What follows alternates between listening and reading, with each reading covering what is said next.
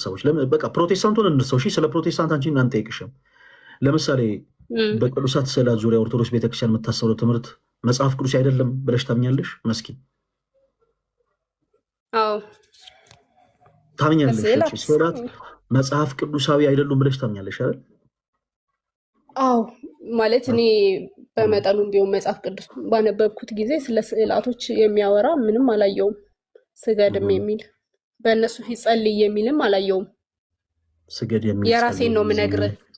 በጣም ጥሩ ችግር የለውም እናወራለን።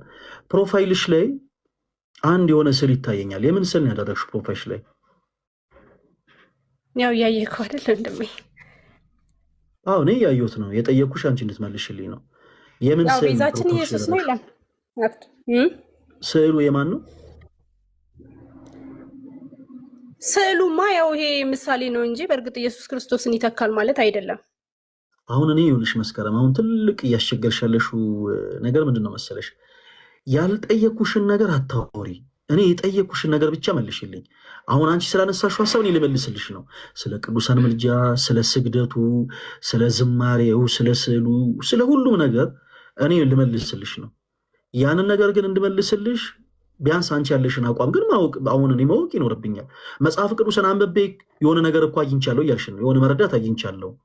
ያ ያገኘሁት መረዳት ደግሞ ዛሬ ላይ ያደርሶኛል፣ ከኦርቶዶክስ ቤተክርስቲያን እንደወጣ አድርጎኛል እያልሽን ነው። መልካም። ስለዚህ ያንን እንድናወራ አንቺ ፈቃደኛ ሆነሽ ነገሮችን በቀጥታ ነው ማውራት ያለብሽ። መስከረም ስላልጠየኩሽ ነገር አታውሪ እሺ። አሁን እኔ ስዕል ታመልኪያለሽ ወይስ አታመልክም ብዬ አልጠየኩሽም። ስዕላት መጽሐፍ ቅዱስ አይደሉም ብለሽኛል። ፕሮፋይልሽ ላይ ያደረግሽው ስዕል የማን ስዕል ነው?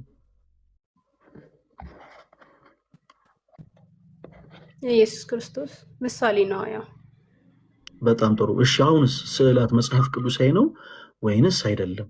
እህታችን መስከረም አይደለም።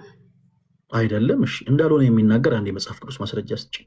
ያው አንቺ መሰረትሽ መጽሐፍ ቅዱስ ስለሆነ መጽሐፍ ቅዱስን አንብበሽም ስለሆነ ከዚህ ቤተ እምነት የወጣሽው እስቲ አንድ የመጽሐፍ ቅዱስ ማስረጃ ስጭኝ። ስዕላት መጽሐፍ ቅዱስ እንዳልሆነ የሚናገር እኔ ስለ ስዕል የሚያወራው ቦታ እንደውም አላየውም። ስለዚህ ያው አይደሉም። እሺ የሚያወራ ነገር አላየሽም? እርግጠኛ ነሽ? ከዘፍጥረት እስኪ አሁን ስራ ያንብበሻል መጽሐፍ ቅዱስ መስከረም? እርግጠኛ ነሽ? አይ ሙሉውን አላነበብኩም። ያው ሙሉውን አንብቤ እስከ ራዕየ ዮሐንስ ድረስ። አሁን እኮ በጣም እኮ ግራ የሚያጋባው ያንቺ ባህሪ መስከረም። ይኸውልሽ እስካሁን ድረስ መጽሐፍ ቅዱስ ላይ ስለ የሚያወራ ነገር ስላላገኘው በቃ እንዲህ ብዬ አምናለሁ ትይናለሽ። እርግጠኛ ነሽ? ማለት አሁን ለምሳሌ ቆይ አዳምጪ። በመጀመሪያ የማወራውን ነገር አድምጠሽ ነው ማውራት ያለብሽ መስከረም። ጸጥ ብሎ አፍሽ ላይ እንደመጣልሽ ማውራት የለብሽም። ጣልቃ መግባት የለብሽም። እሺ አንቺ የምትናገሪው ነገር አሁን ትክክል ሆኖ አይደለም እኔ ማደምጥሽ፣ ግን እስክትጨርሺ ድረስ ነው ያውቄ ማደምጥሽ። በደንብ አዳምጪኝ። የሆነ ነገር ስትናገሪ እኔ መጽሐፍ ቅዱስ ስላነበብኩ አልሽን። ፕሮፌሽን ላይ ስዕል አድርገሻል። የማን ስዕል ነው? የኢየሱስ። እሺ ኦርቶዶክስ ቤተክርስቲያን በዚህ ዙሪያ የምታስተምረው ትምህርት ትክክል አይደለም። ስዕላት መጽሐፎች ናቸው አይደሉም። አንቺ ግን ፕሮፌሽን ላይ ስዕል አድርገሻል። እሺ እሱ ይቅር፣ አንቺን አንጠይቅሽ፣ አናስጨንቅሽ። ግን እስኪ መጽሐፍ ቅዱስን መሰረት አድርጊና ስዕላት መጽሐፎች እንዳልሆኑ የሚናገር አንድ ማስረጃ ሰጪን አልንሽ። ስንልሽ ደግሞ ከእንደገና የአንቺ ፍላጎት ሌላ ነው። በቃ ያለ ማስረጃ ማውራት ነው የአንቺ ፍላጎት። እኛ ደግሞ ያንን ነገር አንፈቅድልሽም መስከረም። ማንም ሰው የፈለገ መመለስ ይፈልግ፣ የፈለገ ማወቅ ይፈልግ፣ የፈለገ ፈርዘር መሄድ ይፈልግ፣ ያለ ማስረጃ እንዲያወራ ግን አንፈቅድለት። ያለ ማስረጃ የሚያወራ ሰው በአጠቃላይ የሚያወራው ንግግር ተረት ተረት ስለሚሆን ሰው ማስረጃ አለሽ ወይ ስንል አይ መጽሐፍ ቅዱስ ላይ ስዕል የሚል ነገር ሜንሽን ስላልተደረገ ሰው መጽሐፎች አይደሉም አልሽን። እርግጠኛ ነሽ? ከዘፍጥረት ዮሐንስ ላይ አንብበሻል ስንሽ አይ አላነበብኩም። ያላነበብሽውን ነገር ከዚህ በኋላ መስከረም አታልፊን። እሺ እኔም እንዳንቺ ሰው ነኝ። ብዙ ሰዎች ይገባሉ፣ ያደክሙኛል። ስለዚህ ያላነበብሽውን ነገር ለጊዜው አላነበብኩም፣ የማታውቂውን ነገር ለጊዜው አላቆም እያልሽ ነው የምናልፈው። መስከረም እንዳትረሺ እሺ። ስለ ስዕላቱም ስለ ስግደቱም ስለ ሁሉም ነገር ከመውራታችን በፊት ከኦርቶዶክስ ቤተክርስቲያን የወጣሁት ምን እያነበብኩ ነው አልሽን?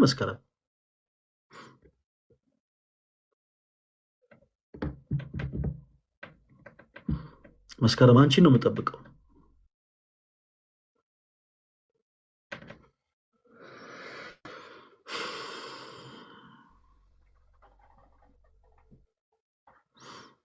መስከረም ፕሊስ አትውጪ እባክሽን። አትውጪ። አንቺ እንድታቂ አንቺ ነገሮች እንድትረጂ እንፈልጋለን። ግን ደግሞ አንቺ ደጋግመሽ ከላይ የምትውጪ ከሆነ ግን አስቸጋሪ ነው የሚሆነው። ነገሮችን ለአንቺም ለማስረዳት አስቸጋሪ ይሆናል። አንቺም ከኛ የሚነገረውን ሀሳብ ለማድመጥ ለአንቺም አስቸጋሪ ይሆናል እና መስከረም ለመጨረሻ ጊዜ እድል ልስጥሽ፣ ግቢና እናወራለን። በዚህ አጋጣሚ እዚህ ውስጥ ላላችሁ እህቶች ወንድሞች፣ እግረ መንገዴን የተወሰኑ ነገሮችን ልንገራችሁ። አንዳንድ ጊዜ እንዲህ አይነት ሰዎች አሉ። ይኸውላችሁ ውስጣቸው ፕሮቴስታንት ነው። ሁላችሁም አድምጡ። ውስጣቸው ፕሮቴስታንት ነው፣ ግን ፕሮቴስታንት ነን ብለው ኃላፊነት ወስደው ስለ ፕሮቴስታንቲዝም አስተምሮ ላለመመለስ ላለመጠየቅ ምን ብሎ ያወሯቸዋል መሰላችሁ? እኔ ፕሮቴስታንትም ኦርቶዶክስም አይደለሁም ይሏቸዋል። ከዛ መጽሐፍ ቅዱስን ይዘው ግን የሚቃወሙት የኦርቶዶክስ ቤተክርስቲያንን ትምህርት ነው። ቅድም እንዳልኳችሁ ቅድም ስንባባል ነበር፣ ለአራዳነት እኛ ከእናንተ የበለጠን አራዶች ነን እና ሁላችሁም አዳምጡኝ። ልባቸው ፕሮቴስታንት ነው። ፕሮቴስታንት ነን ብለው አይመጡ። ኦኬ። ከዛ በኋላ ይመጡና መጽሐፍ ቅዱስን ይዘን ስናነብ ኦርቶዶክስ ቤተክርስቲያን አስተምሮ ስህተት ነው። እሺ መልካም፣ ምንድነው ቅር የተሰኛችሁበት ትምህርት? ይሄ ብለው ይዘረዝራሉ። ፕሮቴስታንት አይደለንም የሚሏችሁ ለምንድን ነው? አቋማቸውን እንደፈለጉ ለመቀያየር ነው። ለምሳሌ በነገረ ድነት ትምህርት ዙሪያ ላይ ሰዎች በማመናቸው ብቻ የዘላለም ሕይወት ያገኛሉ ማለት ይፈልጋሉ። ሲፈልጉ አይ ሰዎች በማመናቸው ብቻ የዘላለም ሕይወት ያገኙ እንደፈለጉ ለማውለት አይ እኛ ሃይማኖት ወይም ደግሞ ቤተ እምነት የለንም ይላሉ። ባይዘው ሃይማኖት ማለት አስተምህሮ ማለት ነው። ሃይማኖት አያድንም፣ ሃይማኖት እንደዚህ ነው ምናምን የምትሉ ፕሮቴስታንቶች ወንድሞች ካላወቃችሁ እንንገራችሁ። ሃይማኖት ማለት አስተምህሮ ማለት ነው። ለምሳሌ አንድ ሰው በአብ በወልድ በመንፈስ ቅዱስ ማመኑ እምነት ይባላል። ኦኬ። ዘላለማዊ የሆነውን ጥንት የነበረውን አልፋ ዛሬም ያለው ወደፊትም የሚኖረውን ኦሜጋ እርሱ ብቻ አምላክ የሆነውን ስላሴን ማመኑ እምነት ያስብላል። ይሄ ማመን ያስብለዋል። ትምህርተ ስላሴን ግን ማብራራት፣ ለምሳሌ ሶስትነታቸው እንደምንድን ነው፣ የስላሴ አንድነት እንደምንድን ነው፣ በአካል ስንት ነው፣ በመለኮት ስንት ነው ስላሴ የሚለው ነገር ግን ሲብራራ የሚብራራው በአስተምህሮ ነው። በምንድን? በሃይማኖት። ስለዚህ እምነቱ ያለ ሃይማኖት ያልተደገፈ ሰው ባጭሩ አይ እኔ የዳንኩ ሰው ነኝ እኔ እንደዚህ ነኝ ብሎ አፉን ሞልቶ መናገር አይችልም። ማመን ይቀድማል። ያመነውን ነገር ግን አስተምሮን የማወቅ ግዴታ አለበት። ትምህርተ ስላሴ ምንድን ነው? እግዚአብሔር አምላክ በአካል ሶስት ነው ስንል ምን ማለታችን ነው? በመለኮት አንድ ነው ስንል ምን ማለታችን ነው? ይህንን ማወቅ መረዳት አለበት። ይህንን ያላወቀ ሰው ዝም ብሎ ኢየሱስ ኢየሱስ ስላለ የዘላለም ሕይወትን አያገኝም። ጌታችን ኢየሱስም ክርስቶስ ተናግሯል። ጌታ ጌታ ያለኝ ሁሉ መንግሥቴን አይወርስም ብሏል። እና ሰዎች በዚህ ልክ አትሞኙ ፕሊስ። እሺ፣ አስተምሮን ማወቅ መረዳት ይኖርባቸዋል። አንድ እሱን ያዙልኝ። ሲቀጥል መጽሐፍ ቅዱስን ይዙና የኦርቶዶክስ ቤተክርስቲያን ትምህርት ይሄ ቅብጥርሶ ምናምን ቤተ እምነታችሁ የት ነው? ቤተ እምነት የለንም። እርግጠኛ ናችሁ? አዎ እርግጠኛ ነን። መጽሐፍ ቅዱስን ማን ነው የቀነነላችሁ ስትላችሁ ዳያፍ ነው አይዲያ። አንድ ሰው ቤተ እምነት የለኝም አለ ማለት ቤተ ክርስቲያን የለኝም በቃ ጉዳዬ ከዚህ ከታተመው መጽሐፍ ቅዱስ ጋር ነው። በቃ ከዚህ መጽሐፍ ጋር ነው እንጂ እኔ ጉዳይ ይሄንን መጽሐፍ ከሰራችሁ ቤተክርስቲያን ጋር ግንኙነት የለኝም እያለ ነው። ቅድም አንድ ነገር ብለናል። መጽሐፍ ቅዱስ አይደለም ቤተክርስቲያንን የሰራት፣ ቤተክርስቲያን ናት መጽሐፍ ቅዱስን የሰራችሁ። ስለዚህ አንድ ሰው ከመሬት ተነስቶ አይ እኔ ቤተ እምነት የለኝም ምናምን ሲል አሁን የሆነ የእውቀት ንግግር ይመስላል አይደል? እኔ ተወዳጆች አጠገባችሁ እንደዚህ የሚልን ሰው በአጠቃላይ ቁጭ አድርጋችሁ እንዳይነጫነጭ ማኪያቶ ገብዛችሁት መጽሐፍ ቅዱስን ማን ይቀነናል በሉት። ስንት መጽሐፍ ነው ይበላችሁ። መጽሐፍ ቅዱስ ስንት መጽሐፍ ነው በሉት። ይሄን ያክል ይበል። ማን ነው የቀነነል በሉት። በቃ እንዳይነጫነጭባችሁ በባዶ እንዳትጠይቁት። ማኪያቶ የሆነ ትኩስ ነገር ምናምን ጋብዙት። ቁጭ አድርጉና ማን ነው የቀነነል በሉት። እዛ ጋር ወራጅ አለ ይላችኋል። እንደዛ የጮህበት እንደዛ ጋጂ ዘራፍ ያለበት ነገር ሁሉ ከንቱ ሆኖ ይቀርባል ማለት ነው። እና እህታችን መስከረም በመጀመሪያ ከኦርቶዶክስ ቤተክርስቲያን የወጣሽበትን ሪዝን እኛ ወንድሞችሽ ማወቅ እንፈልጋለን። በቤተክርስቲያን ውስጥ ሰው አሁን ምዕመኑ ራሱ የሆነ ኦርቶዶክስ እንድትሆን አይጋብዝም ምናምን የሚሉ ነገሮችን ተናገርሽ ነበረ። ይኸውላችሁ የዚህ ቤተክርስቲያን ራስ ክርስቶስ ነው። እኛ ክርስቲያን የተባልነው በክርስቶስ ነው። እናታችን ቅድስት ቤተክርስቲያን ከአብራ ከመንፈስ ቅዱስ በ40 በ80 ቀን ጸንሳ ወልዳናለች። ሀብተ ወልድና ስመ ክርስትናን አግኝተናል እና በማመን እውነተኛ ከሆነ ከወይን ግንድ ጋር ማለትም ከክርስቶስ ኢየሱስ ጋር ቅርንጫፍ ሆነናል።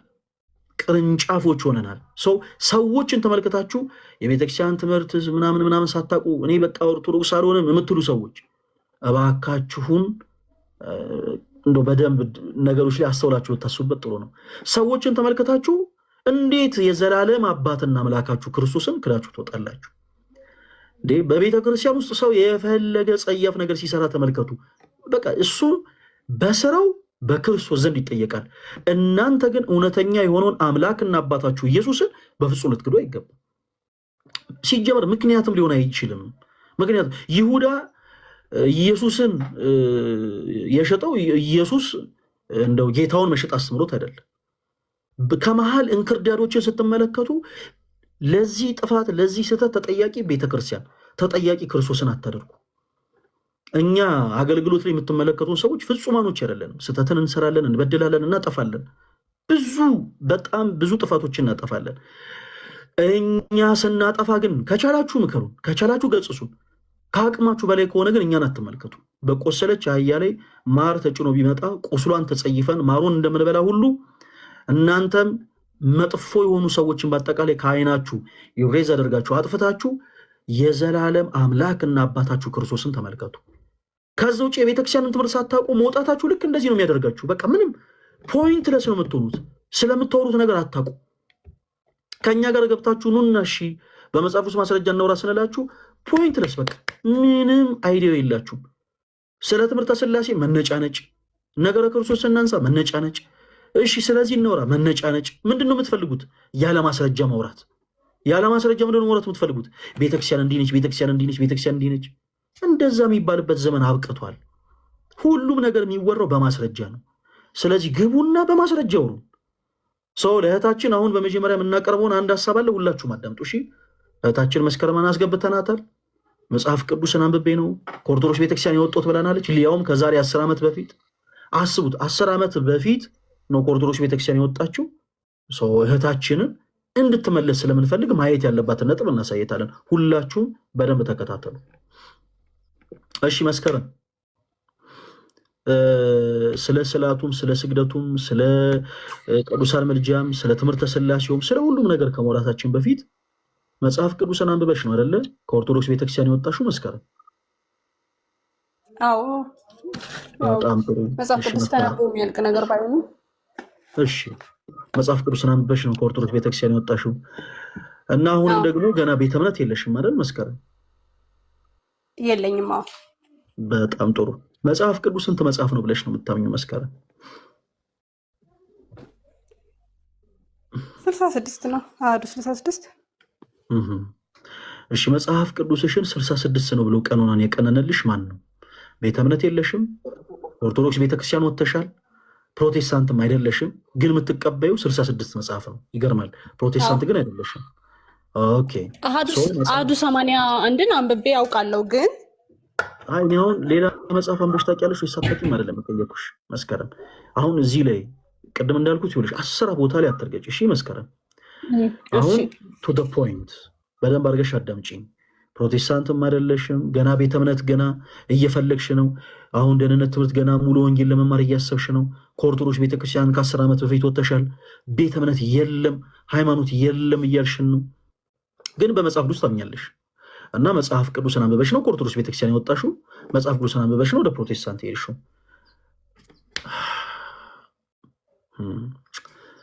እባክሽን መስከረም እባክሽ አትውጪ። አሁን ጥሩ ሀሳብ ላይ ስንደርስ ጠብቀሽ ባትውጪ ጥሩ ነበረ። ለማንኛውም መጽሐፍ ቅዱስሽን 66 ነው ብሎ ቀኖናን የቀነነልሽ ማን እንደሆነ ጠይቀሽ ተረተሽ ነው እሺ። መጽሐፍ ቅዱስ 66 ነው ብሎ ቀኖናን የቀነነልሽ ማን ነው? አንዳንድ ጊዜ በነገራችን ላይ ሰዎች በጣም የሚደብር ነገርን ያደርጋሉ፣ ማይሆን ስራን ይሰራሉ። የኛ ግዴታ ግን የኔ ተወዳጆች ልክ እንደ አባታችን እንደ ክርስቶስ ነገሮችን ታግሰን ማስተማር ነው። ያው ይሄ ግዴታችን ስለሆነ ነው ሰዎች የምንታገሰው። ኤኒዌይስ ወደፊት ሙቭ እናደርግ እሺ።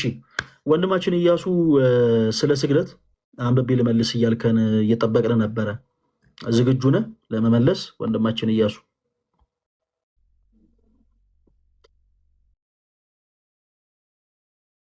ኢያሱ አንድ ነገር ልንገርህ፣ ለቀልድ ጊዜና ቦታ የለኝም። እሺ ከቀድም ጀምሮ ጊዜ ስጡኝ ብለህ የተቀመጥከው ስለምን ልታወራን ነበረ? እያሱ ቶሎ በል፣ ቀሉን ተውና አሁን አንድ ጊዜ ቶሎ በል ንገረን። ስለምን ልታወራን ነበረ? አሁን ጊዜ ስጡኝ ከዛ በኋላ አወራለሁ ያልከን የጠየኩን ጥያቄ አንድ ጊዜ ቆይ፣ ስለምን ልታወራን ነበረ? ስለምን ምንድን? በጣም ጥሩ። እስካሁን በተቀመጥክበት ሰዓት ማየት ያለብን የመጽሐፍ ቅዱስ ክፍል እንደተመለከት ከተስፋ አደርጋለሁ። እሺ ምላሽ ምንድን ነው ወንድማችን እያሱ? ምላሽን በመጀመሪያ ያስቀድምልን። ከዚህ በኋላ አላስጠነቀቃችሁ ማንኛችሁንም። እሺ ስለሚደክመኝ ማለት ነው ብዙ ሰው ማውራት። እሺ ምላሽ ምንድን ሆነ እያሱ? ዮሐንስ 3:9 ላይ ያለው ሐሳብ እንዲህ ይላል። አንብቦና ከዛ በኋላ አስቀምጣለሁ ሐሳቤ። እሺ ችግር የለውም አይደለ? አዎ ችግር የለውም። በመጀመሪያ ግን ከአንድ ነገር እንጀምር። ስግደት ሁሉ አምልኮ ነው ብለህ ታምናለህ እያሱ? ይኸውልህ እኔ አሁንም በስግደት ዙሪያ ላወራ አይደለም የገባሁት። እያሱ ፈለጌ ነግሬ እያሱ ወይ ይሄ እኮ የመብራትና የእንትን የውሃ ከፈል አይደለም። ዛሬ መጣሁት መብራት ልከፍል ነው፣ ዛሬ መጣሁት ውሃ ልከፍል ነው ምናምን ብለህ የምትገባበት የምትወጣበት ሁኔታ አይደለም። የፕሮቴስታንት አማኝ ነህ አይደል እያሱ? አይደለም ነኝ። ፕሮፋይሉ ላይ ያለው አንተ ነህ አይደለም? ተው ወርቄ ነኝ አልኩህ እኮ ፈለጌ ነኝ። የፕሮቴስታንት እምነት ተከታይ ነኝ። እሺ ወንድማችን ፕሮቴስታንት ከሆንክ እምነትህን ነው አንተ የምትነግረን። ስለ እምነትህ ነው እንጂ የምታወራልን። ስለዚህ ነው አንተ ስለመረጥክ አይደለም። እሺ እኛ ስለመረጥ ነው አንተ የምትነግረን። ስለዚህ ከዚህ በኋላ ባትነጫነጭ ደስ ይለኛል። አንተ ስለተነጫነጭ መሀል የሌላ ነገር ስላወራ አይደለም እኛ ሀሳባችን የምንለውጠው። እና እያሱዬ ብዙ አትልፋ፣ በእንደዚህ አይነት ነገር ብዙ አትልፋ እባክህን። ወደ ፖይንቱ ግባለን። እምነትህን ንገረን። ስግደት ሁሉ አምልኮ ነው ብለህ ታምናለህ ወይንስ አታምንም? አላምንም። ስግደት ሁሉ አምልኮ አይደለም። በጣም ጥሩ። ስንት አይነት ስግደት አለ ብለህ ነው የምታምነው እያሱ? በቁጥር ይሄ የሚያክል ስግደት ነው አለ ቢያ ልነግርህ አልችልም። ግን ስንት ስግደት? የተወሰኑትን እንጠራለን። የተወሰኑትን እንጠራለን። ለምሳሌ አሁን የስግደት የአክብሮ ስግደት የሚባል ነገር አለ። ከዛ ደግሞ ሞር ደግሞ ለእግዚአብሔር የሚገባው ትክክለኛ የአምልኮ ስግደት። እሺ ሁለት ሌላ አለ? አይ ዶንት ኖ ሌላ ሊኖርም ይችላል ላይኖርም ይችላል። በሁለቱም ብቻ ሊበቃ ይችላል። ከየት ቤተ እምነት ነበር የመጣው እያሱ? እኔ ሙሉ ወንጌል ነው። እሺ ሙሉ ወንጌል በስግደት ዙሪያ እንዲህ አይነት አስተምሮ አላት? አዳምጡላችሁም። አሁን አንተ ያልከውን አይነት አስተምሮ አላት። ሁለት አይነት ስግደት አለ። አንደኛው አምልኮ ነው፣ አንደኛው የአክብሮት ነው የሚል አስተምሮ አላት ሙሉ ወንጌል።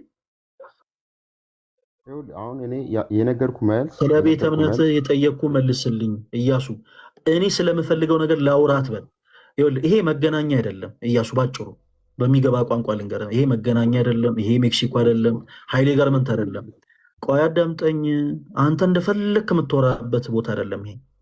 ይልቁኑ ምክንያት የሆነ በመጽሐፍ ቅዱስ ማስረጃ የምታወራበት ቦታ ነው ብራዘር። ስለዚህ ጠየቅኩ መልስልኝ። አንተ ያለህባት ቤተ እምነት ሙሉ ወንጌል በስግደት ዙሪያ እንዲህ አይነት የእምነት መግለጫ አላት ወይ? የጠየቅኩን ብቻ መልስልኝ። የላትም። ስለዚህ የሌላትን አትቀባጥር። አሁን ከኛ ጋር ማስረጃ አምጣ አታምጣ፣ እንዲህ ሊሉኝ ይችላሉ አይችሉም ብለህ የማይሆን ሰጣ ገባ ውስጥ አትግባ። እኔ ለምሳሌ የኢትዮጵያ ኦርቶዶክስ ተዋሕዶ ቤተክርስቲያን አማኝ ነኝ። ቤተክርስቲያኔ ከምታሰምነው ትምህርት ውጭ የትኛውን ቦታ ላይ የትኛውን መድረክ ላይ በፍጹም ሊያውም ፕሮቴስታንትን አፍሬና ተሸማቀቄ ምለውጦ ትምህርት የላትም ቤተክርስቲያን።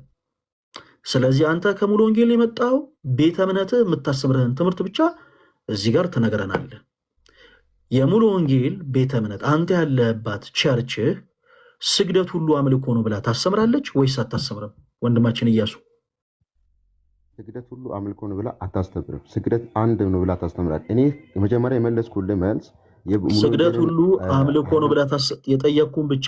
አሁን ወደ ሌላ ሀሳብ አትሄድ እያሱ። አሁን ምንም ይኸውልህ ማገዶ መፍጀት ነው እንጂ የትም አሁን እኔ ይኸውልህ አንተ ምንም ሌላ አይነት ነገር ስላወራ ሀሳቤን ሙቭ አላደርግም።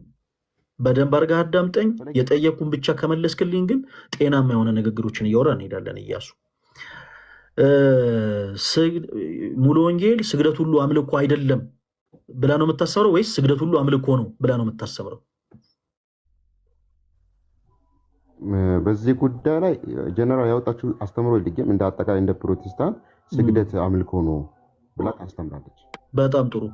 ስግደት ሁሉ አምልኮ እንደሆነ የሚናገር አንድ የመጽሐፍ ቅዱስ ማስረጃ ሰጠን ኢያሱዬ። ስግደት ሁሉ አምልኮ ነው የሚል መጽሐፍ ቅዱስ ማስረጃ የለም። ስግደት ሁሉ አምልኮ ነው። አሁን አንተ ቃል በቃል ላልከው ሐሳብ ቀጥታ የሆነ ሐሳብ የሚሰጥ ችግር የለውም ኢያሱዬ፣ በቃ ችግር የለውም። አንተ ለተሽኮረመምክበት አንተ ላፈርክበት ሐሳብ እየኮረኮረንማ አረ ንገረን አንልህም። ቆይ በቃ ነው አቁም። ጨረስክ እኮ ሐሳብህን። እንዲህ የሚል የመጽሐፍ ቅዱስ ሐሳብ የለም አልከን። ስለዚህ there is something wrong። አንተ ጋር ምንድነው ያለው ችግር መሰለ?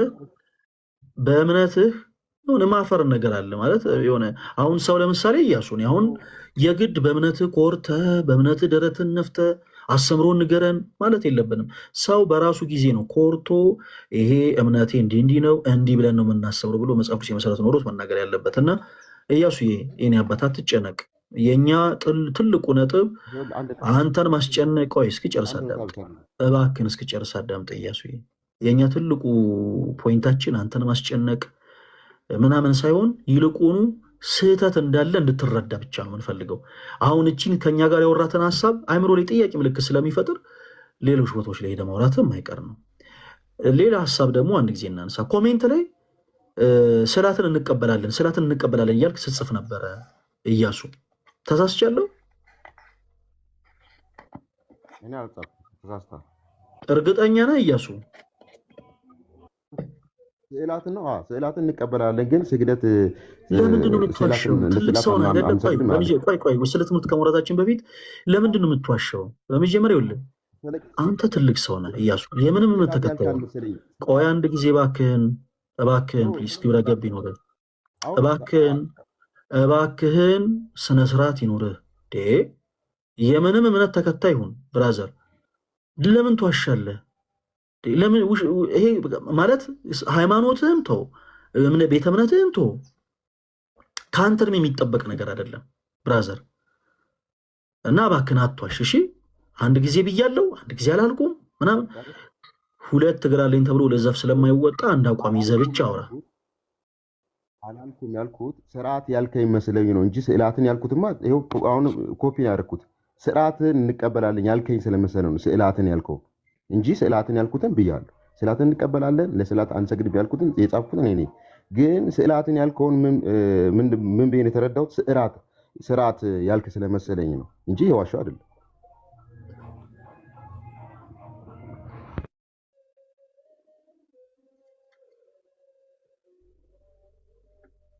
ማይመስል ነገር ለሚስትህ አትንገራ። የሀገሬ ሰው ስርዓት ያልክ መስሎኝ ነው። ስርዓትስ ቢሆን ፕሮቴስታንት አማኝ የለውም ስርዓት። አሁን እኔ ስርዓትን እንቀበላለን ብለሃል ወይ ስልህ አይ አላልኩም ነው የሚቀድመው ወይስ የትኞቹ ስርዓት ነው የሚቀድመው? የማይመስል ነገር አታውራ እሺ። እኔም እንዳንተ ምንድን መሰለህ አይ ተው ግድ የለም ኢያሱ፣ የኔ ከተማ ነው ተወልጄ ያደግኩትና እንደ አይነቱ ነገሮች ተዋቸው። ለማንኛውም በሚገባ ቋንቋ ነገር ያለው በቃ አትዋሽ። ሌላው ጊዜ ስለ አነሳው ሐሳብ ግን እናውራ። ስዕላት መጽሐፍ ቅዱሳዊ ናቸው ብለህ ስትጽፍልን ነበረ። እርግጠኛ ነህ መጽሐፍ ቅዱሴ ናቸው ኢያሱ? አሁንም እኔ ስዕላት መጽሐፍ ቅዱሳዊ ናቸው ብዬ አልጻፍኩም። ፈለጌ አልጻፍኩም። ይሄው አሁን የጻፍኩት መጨረሻ ላይ ስዕልን እንቀበላለን ግን ለስዕል አንሰግድም ልዩነቱ ይሄ ነው ብዬ። እሺ ስዕልን ትቀበላላችሁ? አዳምጡላችሁ።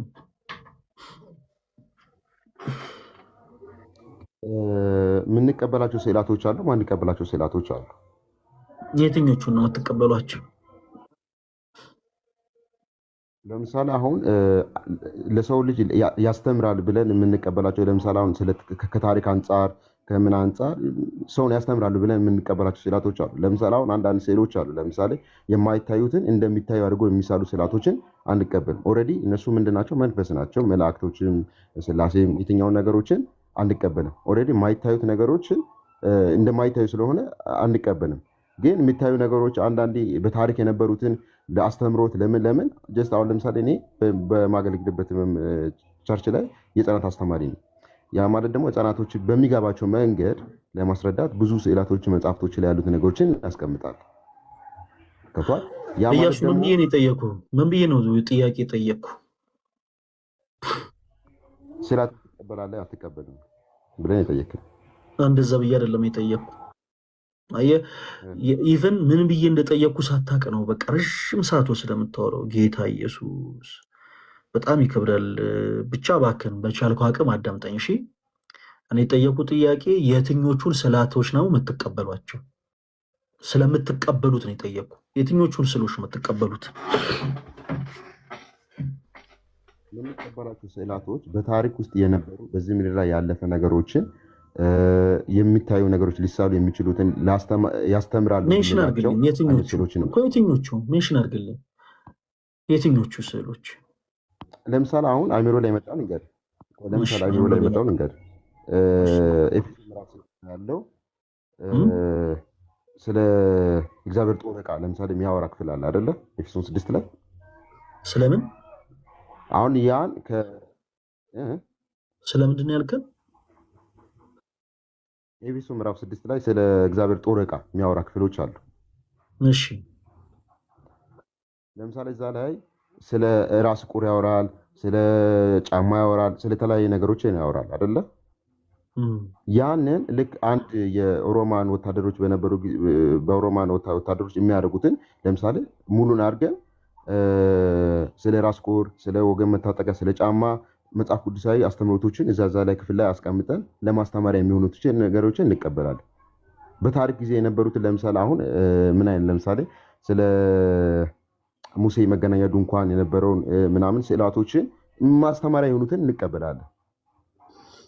እሺ ወንድማችን እያሱ አሁን ወደ መጽሐፍ ቅዱስ ማስረጃ ገብተን ልናወራ ስለሆነ አሁን ከዚህ በኋላ የግል ኦፒኒየንን መስጠት ታቆምና መጽሐፍ ቅዱሳዊ የሆኑ ማስረጃዎችን እያነሳን እናወራለን ማለት ነው። እሺ ከዚህ በኋላ ሁላችሁም አዳምጡ። አሁን እንዲወጣልህ እድል ሰጥቻለሁ። ስታወራ ጸጥ ብዬ አድምጬሃለሁ። አሁን ከዚህ በኋላ በቃ የግል ኦፒኒየን የግል ምልከታን ምናምን አይደለም የምታወራው፣ መጽሐፍ ቅዱስ የሆነ ማስረጃ እየሰጠህ ነው የምታወራው። ወንድማችን እያሱ ስዕላት መጽሐፍ ቅዱሳዊ ናቸው ወይንስ አይደሉም ብላችሁ ነው የምታምኑት እናንተ ፕሮቴስታንቶች? ስዕላት መጽሐፍ ቅዱሳዊ አይደሉም። እሺ እንዳልሆኑ የሚናገር አንድ የመጽሐፍ ቅዱስ ማስረጃ ስጠን። ሁላችሁም አዳምጡ። አሁን በማስረጃ ነው የምናወራው። ስለዚህ አንድ የመጽሐፍ ቅዱስ ሲምፕል ቨርስ ታወጣና ይኸው ይሄ መጽሐፍ ቅዱስ ክፍል እንዳልሆኑ ይናገራል ብለህ ታስረዳናለህ። እኛም እንቀጥላለን። ለምሳሌ አሁን ዘዳግም ላይ ይመስለኛል ምን ይላል? በላይ በሰማይ ካሉትን በምድርም ከምድርም በታች ካሉትን ማናቸውን የተቀረጸው ምስል አንተ አታድርግ ይላል። ይህ ማለት ደግሞ ተናጋሪው እግዚአብሔር ነው። አታድርግ ነው፣ ለራስ አታድርግ። ያ ማለት ደግሞ ምንድን ነው? አትቀበለው ነው። ከዛ በኋላ ወርታችን ወርዶ ምን ይላል? አትስገድላቸው፣ አታመልካቸውም ይላል። ያ ማለት ምንድን ነው? ክፍሉ ላይ ያሉ እሺ ይቀጥል። እዛ ክፍል ላይ ያለው ሀሳብ ነው። እሺ መልካም። አሁን የተናገርከው ሀሳብ ዘዳግም 4 ላይ በተመሳሳይ ደግሞ ዘጸአት ምዕራፍ 20 ከቁጥር 4 ጀምሮ አለ። ገጸ ንባቡ በላይ በሰማይ ካለው በታች በምድርም ካለው ከምድርም በታች ከውስጥ ካለው የማናቸውን ምሳሌ ለአንተ አታድርግ፣ አታምልካቸው፣ አትስገድላቸውም ይላል። ይሄ መጽሐፍ ቅዱስ ክፍል ስለ ስዕላት አይደለም የሚናገረው ስለ ጣዖታት እንጂ። አሁን ስፔሲፊክ አድርጌ የጠየቁ ስለ ስዕላት ነው። አይ ስዕላት ሁሉ ጣዖታት ናቸው ካልከን ይሄ ጥቅስ ይሆናል። አሁን ይሄ ጥቅስ የሰጠን ጥቅስ ስዕላቱ የምንላቸው ሁሉ አይ ጣዖታት ናቸው ምትለን ከሆነ ኦፍኮርስ ጥቅሱ ይሆናል። ክፍሉ ግን የሚናገረው ስለ ስዕላት ሳይሆን ስለ ጣዖታት ነው። ሰዎች በላይ ከሰማይ ካለው በታች በምድርም ካለው ከምድር በታች ከውስጥ ካለው የማናቸውን ምሳሌ ለራሳቸው አድርገው ስለው ቀርጸው እንዳያመልኳቸው ለእነሱም እንዳይገዙላቸው እግዚአብሔር አምላክ በቀጥታ ጣዖታትን እንድንጸየፍ በዚህ መጽሐፍ ቅዱስ ክፍል ላይ ጽፎልናል፣ አዞናል። ሰው የጠየቅኩኝ ስለ ስዕላት ነው። ወንድማችን እያሱ ይሄ ክፍል ስለ ጣዖታት ነው የሚናገረው። ስዕላቶች ጣዖታት ናቸው ብለህ ታምናለህ እያሱ? በምስል የተቀረጸውን ይላል። ምስል ነው የሚለው እዛ ክፍል አይደለ? ስለዚህ ጣዖታት ናቸው። ምስል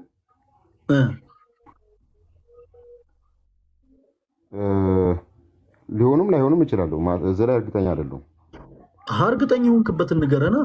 አሁን እኮ አይደሉም ብለህ የጀመርከው አንተ ነህ። መጽሐፍ ቅዱስ የመሰረትን አምጣ ብለን የጠየቅን እኛ ነን። ስለዚህ እርግጠኛ ሆነ ንገረን። ይሄ ክፍል የሚናገረው ስለ ጣዖታት ነው። አጭርና ግልጽ። ሁላችሁም ገጸ ንባቡን ከፍታችሁ ማየት ትችላላችሁ።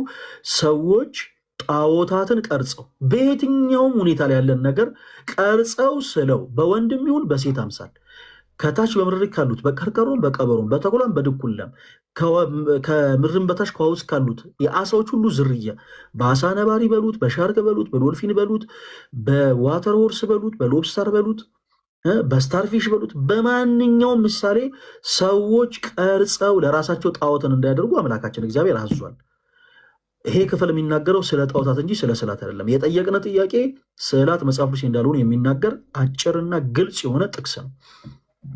ይሄ ደግሞ የሚናገረው ስለ ጣዖታት ነው። ስዕላት ጣዖታት ናቸው ብለህ ታምናለህ እያሱ? ለምሳሌ ኦርቶዶክስ ቤተክርስቲያን ስዕላቶች ጣዖታት ናቸው ብለህ አታምንም። አንተ ስዕላት ጣዖታት ናቸው ብለህ ታምናለህ እያሱ? ይሄ ክፍል አሁን የነገርኩ ክፍል ላይ ምስል ይላል። አሁን ምስል የሚለውን አንተ እኮ ናቸው ብለህ ታምናለህ ወይ? ናቸው አሁን ምስል የተባሉት ናቸው ብለህ ታምናለህ ወይ እያሱዬ? ምንም ችግር የለውም። ይሄ እኮ ያንተ እምነት እኮ ነው። እምነትን መናገር ትችላለህ። ታምናለህ ወይስ አታምንም እያሱዬ? ተወዳጅ ወንድማችን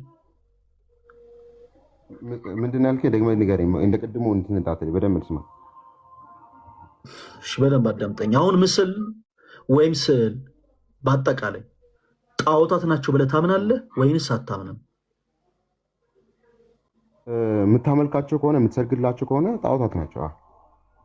ኖ እኔ ይመለካሉ ይሰገድላቸዋል እኔ የሚል ስዕላት አላነሳውም። እኔ ስዕል የሚያመልክ ሰው እኔ አላቅም።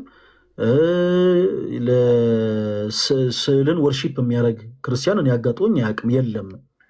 እኔ አሁን የጠየቅኩ ስዕላት ባይሰልፍ በቃ በራሳቸው ስዕላት ጣዖታት ናቸው ብለህ ታምናለህ ወይንስ አታምንም? ጣዖታት ናት የሚሆኑት መቼ መሰለህ? የሚሰገዱ የሚመለኩ ከሆነ ያ ስዕል ምንም አይነት ስዕል ለምሳሌ አሁን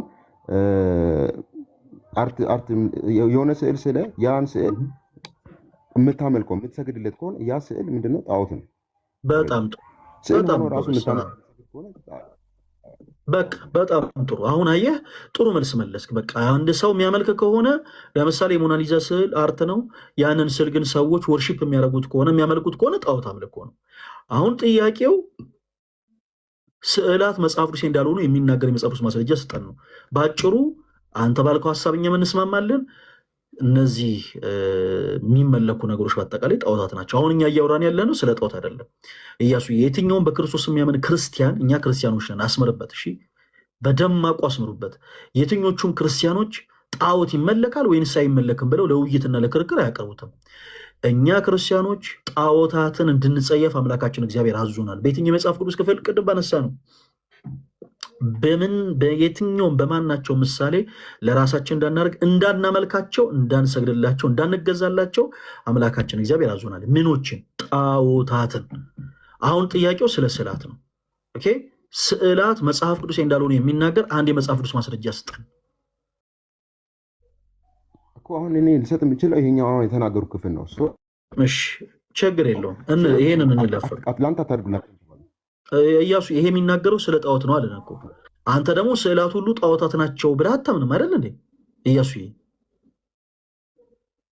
አታምንም አይደል? ያለው እኔ እኮ ብያለሁ ቅድም። አሁን ስዕልን እንቀበላለን እያሱዬ። በቀጥታ ነው ያልኩትን አንድ ጊዜ አዳምጠኝ። ስዕላት ሁሉ ጣዖታት አይደሉም ብለህ ታምናለህ አይደለ?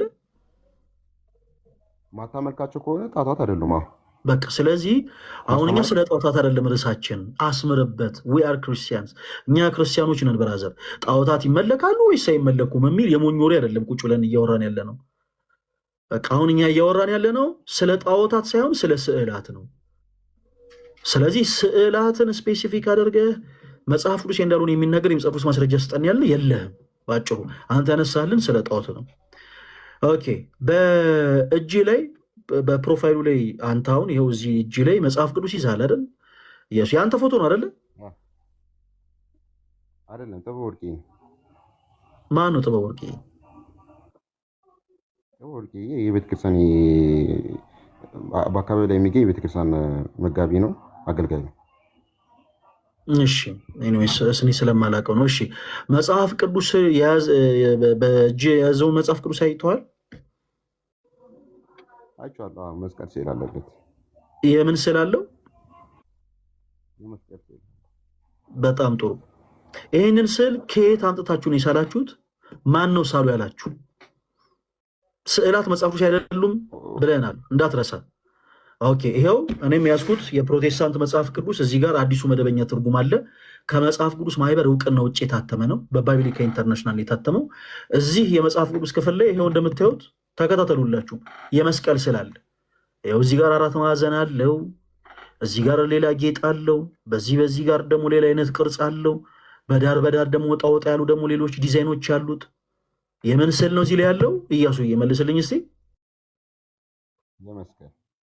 እሺ ማን ነው ሳሉ ያላችሁ? አንደኛው ጥያቄ። ሁለተኛው ጥያቄ ከየት አምጥታችሁ ነው የሳላችሁት? በማስረጃ በመጽሐፍ ቅዱስ ማስረጃ። ማን ጻፈ አላችሁ? የሚል መጽሐፍ ቅዱስ ማስረጃ ነው የምሰጠው። ስዕልን ቅረጹ የሚል አሁን እኔ ቆይ ብራዘር ተረጋጋ እንጂ። ለምሳሌ ኦሪት ዘፍጥረትን አንተ ነህ እንደ ጻፍከው? እኔ አይደለም የጻፍኩት። ማን የጻፈው? ጥያቄ እሱ ነው። ማን የጻፈው? እያሱ ቀጥታ መልስ ፕሊስ እባክህ። ወራጅ አላት በለ። ማን የጻፈው ዘፍጥረትን?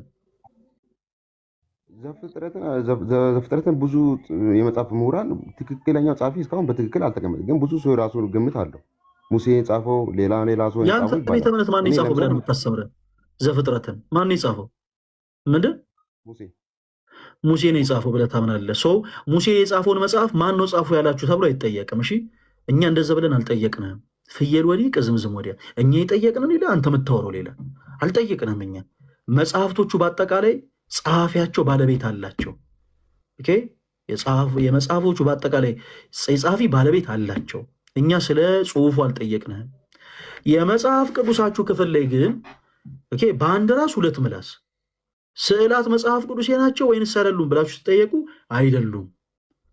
እርግጠኛ ናቸው አይደሉም? አዎ። እስኪ አንድ ማስረጃ ስጡን። ማስረጃ የለም። እሺ ችግር የለውም፣ ማስረጃ ትስጡን። ስዕላት መጽሐፎች ናቸው ወይስ አይደሉም? አይደሉም። እሺ መጽሐፍ ቅዱሳችሁን ስናነሳው ይኸው ግድንግድዬ ስዕል እዚህ ላይ የምን ስዕል አለ? እዚህ ላይ የመስቀል። እንዲሁ በጭፍን ኦርቶዶክስ ቤተክርስቲያንን እንዲሁ በቃ እንደው ለመቃወም ለመተቸት ሙክ ለማድረግ ፕሮቴስታንቱ በአጠቃላይ መሰረት ሳይኖረው፣ እኔ መሰረት ቢኖራችሁ እንደው በጣም ይደንቀኝ ነገር፣ መሰረት ሳይኖረው ስዕላት መጽሐፍ ቅዱስ አይደሉም ይላሉ። ኦኬ እሺ ይሄንን ስዕል ማን ነው ሳሉ ያላችሁ? ምክንያቱም ይሄ የተሳለ ስዕል ነው። የተሳለ ስዕል ነው። ማን ነው ሳሉ ያላችሁ? አይ እንደ ዘፍጥረት እንደ ሌሎቹ መጽሐፍት ደግሞ ባለቤት አለው ካላችሁንም በማስረጃ የሳላችሁት እንደ ቤተ እምነትም ከሆነ ማን ነው ሳሉ ያላችሁ? የሳላችሁትም ደግሞ ከየት እንደሆነ በመጽሐፉ ማስረጃ፣ ከየት አምጥታችሁ እንደሳላችሁት በመጽሐፉ ማስረጃ መልስልን። እያሱ ቶሎ በል። ሁለት ጥያቄ ብቻ ነው የጠየቁ። ስዕልን አንቀበልም አላልኩም። አሁንም ፈለጊ እኔ አሁን አልጠየኩም። ስዕልን ትቀበላለህ ወይስ አትቀበልም ብዬ አልጠየኩም። እያሱ የጠየቁ ጥያቄ ስንት ነው? አንድ ጊዜ እስቲ አስታውሰኝ። የጠየቁ ጥያቄ ስንት ነው? እያሱ ምንና ምን ብዬ ነው የጠየቁ? ስዕላት ማን ነው ሳሉ ያለው ነው። ይሄን ከየት አመጣችሁ? አንደኛ ጥያቄ ማን ነው ሳሉ ያላችሁ? በመጽሐፎቻችሁ ላይ የሳላችሁትን የመስቀል ስዕል ለምሳሌ አንተ የያዝከው የመጽሐፍ ቅዱስ እሱ ፕሮፋይል ላይ አንተ የያዝከው መጽሐፍ ቅዱስ ላይ ያለው ስዕልና እዚህ ላይ ያለው ስዕል ይለያያል። ሌላም የፕሮቴስታንት መጽሐፍ ቅዱስ አምጣለህ። ሌላ መጽሐፍ ቅዱስ አምጥቼ ላሳይ። የታለ? አራምጡልኝ። አዎ ይኸው። እሺ ይኸው እዚህ ጋርም ያለው ስዕል ይለያያል። አንተ በእጅ ያስከውም የመጽሐፍ ቅዱስ ላይ ያለው ስዕል ይለያያል። እዚህ ጋርም ያለው ስዕል ይለያያል። ጥያቄው አንደኛ ማን ነው ሳሉ ያላችሁ? ሁለተኛ ከየት አምጥታችሁ ሳላችሁት? ተራ በተራ መልስልን በማስረጃ።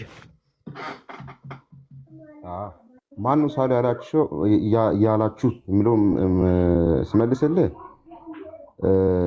ሳሉ አትሳሉ ወይም እሺ ቀጥታ ስመልስልህ ማስተማሪያ ስለሚሆኑ ስለናል። ኦልሬዲ መስቀልን ዲፋይን ስለሚያደርጉ ስለናቸዋል። የክርስትና ምልክት ስለሆነ ስለናል።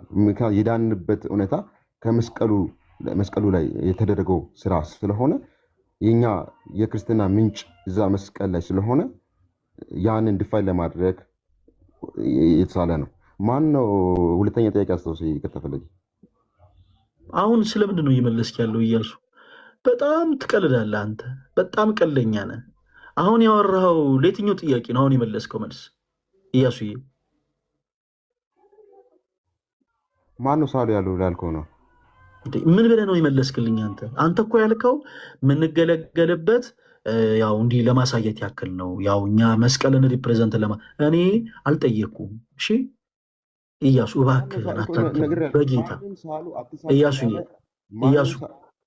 እያሱ ወንድም የለህም? እያሱ ወንድም አለ የለህም? አለ ወይስ የለህም? አለ ወይስ የለህም? እያሱ ወንድም አለ? በቃ እኔን እንደ ወንድም ይሄኝ እዘንልኝ። እኔም እንዳንተ ሰው ነኝ። ሰዎች ዝም ብለው የአባጤ ቆጡን ሲያወሩ ይደክመኛል። በአምናት ሜሽን እና እኔ አሁን ያልጠየቅኩን ነገር አታውራ። ያልጠየቅኩን ነገር በመውራት ጊዜ አታባክን። አንተ ጊዜ ስላባከንክ እኛ ሙቭ የምናደርግበት ሁኔታ የለም። እኔ አልጠየቅኩም። መስቀሉን ለምን ፐርፐዝን ያስቀመጣችሁት? እኔ አልጠየቅኩም ጭራሽ። ኦኬ እኔ ማወራው ሌላ፣ አንተ የምትመልሰው ሌላ።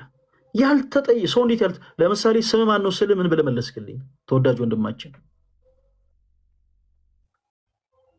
እያሱ ነው ብዬ መለስኩሽ። ስምህን ስጠይቅ ስምህን ነው መመለስ ያለብህ። ሰው ስሙን ተጠይቆ እንዴት ወረደውን ይናገራል? ኦኬ ስምህን ስጠይቅህ አንተ ስለ መንደርህ ስለ ሰፈር አይደለም ማውራት ያለብህ፣ ስለ ስምህ ነው መመለስ ያለብህ። እኔ አልጠየቅኩም። በዚህ አጋጣሚ እኔ ይኸውላችሁ ሁላችሁም አዳምጡ።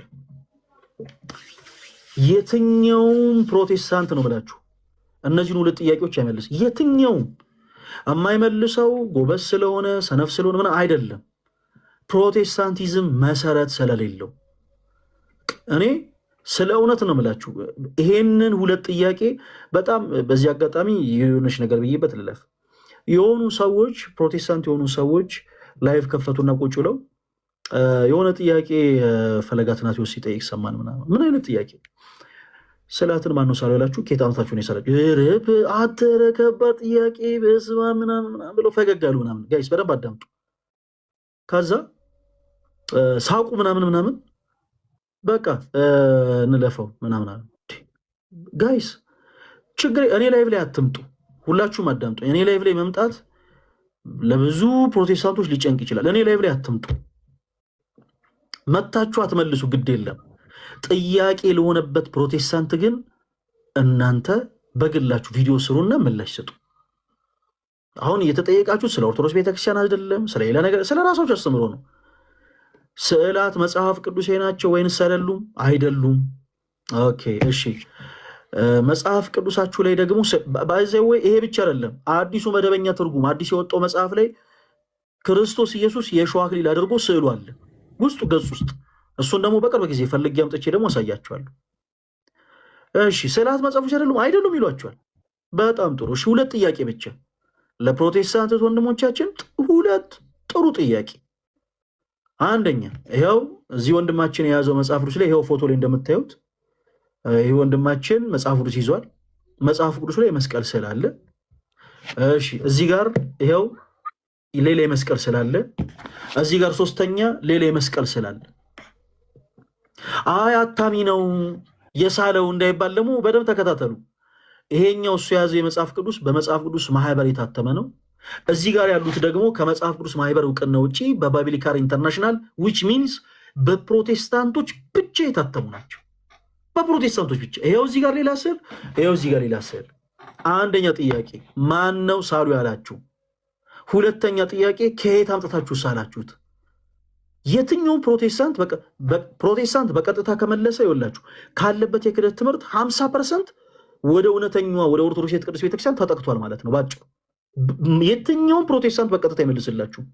ለምሳሌ አሁን ኢያሱ ወንድማችንን ጠየቅ ነው። ያው የምንገለገልበት እኮ ያው ፐርፐዙ መስቀል ለማሳየት ነው። እኛ አልጠየቅነውም ስለ መስቀሉ ስለ ጥቅሙ ለምንድን ያስቀመጣችሁት ምናምን ስለ ፐርፐዙ እኛ አልጠየቅነውም። የጠየቅነው ጥያቄ ማን ነው ሳሉ ያላችሁ አንድ፣ ሁለተኛ ከየት አምጥታችሁ ሳላችሁት ነው። እና በዚህ አጋጣሚ እናንተን የሚያስተምሯችሁን ሰዎች በአጠቃላይ በተለይ እዚህ ሶሻል ሚዲያ ላይ ኢየሱስ ምናምን እያለ ድራማ የሚሰራውን በአጠቃላይ ጥያቄ ፈጥረብናል፣ እስኪ መልስልን በሉት። በቀጥታ መልስልን በሉት። በቀጥታ ይመልስላችሁ። እኛ ላይ ብላ ይምጡ። እኛ ሾ እያሱ አንድ ጊዜ ማይክል የሚታርግ እሺ፣ እኛ ሾ ምናምን የማሳየት ፍላጎት የለንም። እኛ ላይ ብላ አይምጡ፣ ችግር የለውም። እኛ ላይ ብላ መጥቶ አያውሩ፣ ግድ የለም። ባሉበት ግን ተቀምጠው ቪዲዮ ብቻ ይስሩ፣ እኛ እናየዋለን ቪዲዮን። ይኸው 2 ጥያቄ ተጠይቀናል። አንደኛ ስዕላትን ማን ነው ሳሉ ያላችሁ? ሁለተኛ ስዕላት ከየት አምጥታችሁ ሳላችኋቸው? በመጽሐፎች ላይ ያሉትን ስዕላቶች ማንም አይመልሰውም። ስለሌላ ነገር ነው የሚቀባጠርልህ ወዳጄ። አሁን ከነገ ወዲያ ምናምን እሑድ ምናምን አካባቢ ላይ በየቦታው ህብረት በምታደርጉበት ቸርች ላይ የምትሄዱ ፕሮቴስታንቶች ወንድሞች ጨርቅ እየያዘ ናጠርቻለሁ የሚልህን ሰው በአጠቃላይ ብድግ ብለህ ጠይቀው። በቃ ኦርቶዶክስ የሆኑ ሰዎች አእምሮ ላይ ጥያቄ ፈጥሮብኛል መልስልኝ በሉት። ናጨው ግዛ የሚልህን ሰው ጨውን እገዛሃለሁ፣ በመጀመሪያ ግን ይህን መልስልኝ በሉት። እኛ ፕሮቴስታንቶች መሰረት አለን ወይ? መሰረት ኖሮን ነው ወይ እንዲህ ብለን እንደው ምንናገረው ኦርቶዶክስ የሆኑ ሰዎችን የምንከሰው ብላችሁ ጠይቁ። አዳራሽ ውስጥ እናንተን ሰብስበው ራባ ጃራባባ ሃርጋዱላ ሼቤሬቤቤ የሚለውን ሰው ቆይ እሱኛውን አንድ ጊዜ ቋንቋ ተወውና እንዲኛ አይነቱን ነገር ተወውና ይሄንን ነገር መልስልን በሉት። ኦኬ፣ ይሄ አእምሯችሁ የበታችነት ስሜት የማይሰማው ከሆነ ፖዚቲቭ ቲንከር ከሆናችሁ በቃ እውነትን የምትሹ ከሆነ ኦርቶዶክስ ይኸው ስዕላት እንዲህ ጣዖት ምናምን ብሎ ድራማ የሚሰራውን ሰው ጠጋ ብላችሁ እኛ መሰረት አለን ወይ? መጽሐፍ ቅዱሳችን ላይ የተለያዩ አይነት ስዕላቶች አሉ። ማን ነው ሳሉ ያለን? ከየት አምጥተን ሳል ነው? ሁለቱን ጥያቄ በቀጥታ እንዲመልሱላችሁ አድርጉ። በቀጥታ እናንተ መመለስ የጀመራችሁ ቀን እመኑኝ 50% ካላችሁበት የክህደት ህይወት ወጣ ብላችሁ ሙቭ አድርጋችኋል ወደ ኦርቶዶክስ ቤተክርስቲያን። መቼም ነው በቀጥታ የማይመልሱት መቼም። ስለዚህ ኢያሱ እኔ ያልጠየቅኩን ነገር እንዳትወራ፣ በድጋሚ እድል እንሰጣለን። አዳምጠን ስለ ስዕላት እኛ ምንድነው ፐርፐዙ፣ መጽሐፎች ላይ ያለው የመስቀል ስዕል ምንድነው ጥቅሙ ብለን እኛ አልጠየቅንም። የጠየቅን አንደኛ ማነው ሳሉ ያላችሁ ባለቤትነትን ነው የጠየቅን። ሁለተኛ ከየት አምጥታችሁ ሳላችሁት መገኘቱን ነው የጠየቅን ማለት ነው። አንደኛ ማነው ሳሉ ያላችሁ? ኢያሱ ማይክን ክፈትና መልስልን። አንደኛው ጥያቄ ማነው ሳሉ ያላችሁ? ሁለተኛው ጥያቄ ከየት አምጥታችሁ ሳላችሁት መልስልን። ከአንተ ጥያቄ ጋር እንዳልተላለፍ ጥያቄ ድጋሜ ለአንተ እንትን አድርገልን። እሺ፣ የመጀመሪያው ጥያቄ ማነው ሳሉ ያላችሁ? ባለቤትነትን የጠየቅን። ምን አልከን? መጀመሪያም ብያለሁ። እሺ መጀመሪያም ብዬ ነበር፣ ግን በደንብ አልሰማኝ ይሆናል። ማነው ሳላችሁ ስለምለው ትክክል ቀጥተኛ መልስ የትኛውም ቤተክርስቲያን ኤርሊ ቸርች አባትም የሆነ የትኛው ሰአሉ ያለ ያስቀመጠ ትክክለኛ ያስቀመጠ የቤተክርስቲያን አባትም ማንም የለም። የሰአል ነው ይሄ ነው መልስ። የመጀመሪያው ማንም ሳሉ አላላችሁ ያስቀመጠ መጽሐፍ መልሱ ማንም ሳሉ አላለንም ነው አይደለ ኢያሱ? ማንም ሳሉ ያ አንደኛው መልስ አለ ሳይ ሌላ ሰው ካመጣ እንደዚህ ብሏል፣ እንደዚህ የቸርች ጉባኤ ላይ ተወስኗል፣ ስዕል ምናምን በስዕል ዙሪያ ላይ የተደረገ ቸርች ጉባኤቶች አሉ አይኑ አውቃለሁ። ግን ስዕልን ሳሉ ብሎ ያስቀመጠ ግን ጉባኤ የለም። አሁንም ደግሞ ሁለተኛው ጥያቄ አድርስ ማድረግ ልክ ከየት አምጥታችሁ ሳላችሁ ለሚለው ሐሳብ ቅድምም ብያለሁ። አሁን ለምሳሌ ጥበብ ወርቄ የያዘው መጽሐፍ ላይ ያለው መስቀል እንደገና አንተ ያሳየ መስቀል ከየት አምጥታችሁ ሳላችሁት ካልከኝ አሁን ጥበብ ወርቄ አገልጋይ ነው ታውቋል። ከዚህ በፊት በዓለማዊ ህይወት ላይ በነበረው ጊዜ ላይ ታውቋል። ጥበብ ወርቄ የማያውቅ ሰው የለም ኢትዮጵያ ውስጥ አይደለም። አዎ አንተ የተባረክ ሰው ስለሆንክ ዘፈን ስለማሰማ ላታውቀው ትችል ይሆናል። እዛ ነው የማታውቀው። በዘፈኑ ዓለም አይ ሰውን እኔ አላውቅም። አይ ዶንት ኖ ዘፋኝ ነው ዘፋኝ ነበር። በጣም ምን የሚል ዘፈን ነው ያለው? እውነት ስነግርህ እኔ ዘፈን አላውቅም። አይ ዘፈኑን አውቀ መስሎኝ ዘፋኝ ነው ስትለኝ። ኤኒዌይስ እሺ ቀጥል። እሺ እሱ አሁን የያዘው መጽሐፍ ላይ ያለው ስዕል አንተ ያሳየኝ መጽሐፍ ላይ ያለውን ስዕል መስቀል ስዕል ከየት አምጥታችሁ? ኢቭን ቅድም መስቀልም የምትባለው እህታችን ገብታ ደግሞ ፕሮፋይል ያደረገችውም የክርስቶስ ስዕል አለ። አንተም ያነሳው ደግሞ አዲሱ መደበኛ መጽሐፍ ላይ ኢየሱስ ክርስቶስ አክሊል አድርጎ አክሊል አድርጎ ያለ ስዕል ማለት ከየት አመጣሉ ስትል ነበር። እነዚህ መጽሐፎች ስዕሎችን ከየት አምጥታችሁ ነው ሳላችሁት? ከየት ነው የመጣው ነው የመጀመሪያው መልሽ ይላል። ሁለተኛው ጥያቄ ከየት አምጣችሁ ሳላችሁ ይሄ አሁን የመስቀልም ያልኩትን ክርስትናን ዲፋይን ስለሚያደርግ ነው እንጂ ሌላ ነገር አይደለም። ከሆነ ቦታ ለምንድን ነው ብዬ አልጠየቅኩም እያሱ። አሁንም ያልጠየቅኩን እያወራህ ነው። እኔ ለምንድን ነው ያደረጋችሁት አላልኩም። ክርስትናን ዲፋይን ስለሚያደርግ ነው መልስ ይሆናል። ለምንድን ነው ያደረጋችሁት? ጥያቄው ከየት አምጥታችሁ ሳላችሁት ነው። ጥያቄው ከየት እሺ፣ ከየት ነው? በታሪክ የነበረ ሀሳብ የገባ ነው። በታሪክ የነበረ ነው። ሲወራረድ የመጣ ነገር ነው። ኦልሬዲ መስቀል አሁን 2000 ዓመት ላይ ወይ ፕሮቴስታንት ሲመሰረት ብቻ የነበረ አይደለም። በታሪክ ጊዜ የነበረ ስዕል መስቀል ስዕል። ቅዱስ ፊትን ትቀበላላችሁ ሙሉ ወንጌሎች? አንድ ጊዜ እያሱ ቅዱስ ፊትን ትቀበላላችሁ ሙሉ ወንጌሎች? ቅዱስ ፊት ማለት ገባኝ። በቃ ለእኔ መልስ ነው። መልሰልኛል እያሱ። ቀጥልሽ መልሱን ከየት አምጥታችሁ ሳላችሁት የሚለውን መልስ መልስልኝ። ጋይስ አዳምጡላችሁ እኮ የነገርኩህ ነው። በታሪክ የመጣ ነው። መጣችሁ ላልክ በታሪክ ከየትኛው ታሪክ? ከየትኛው ታሪክ?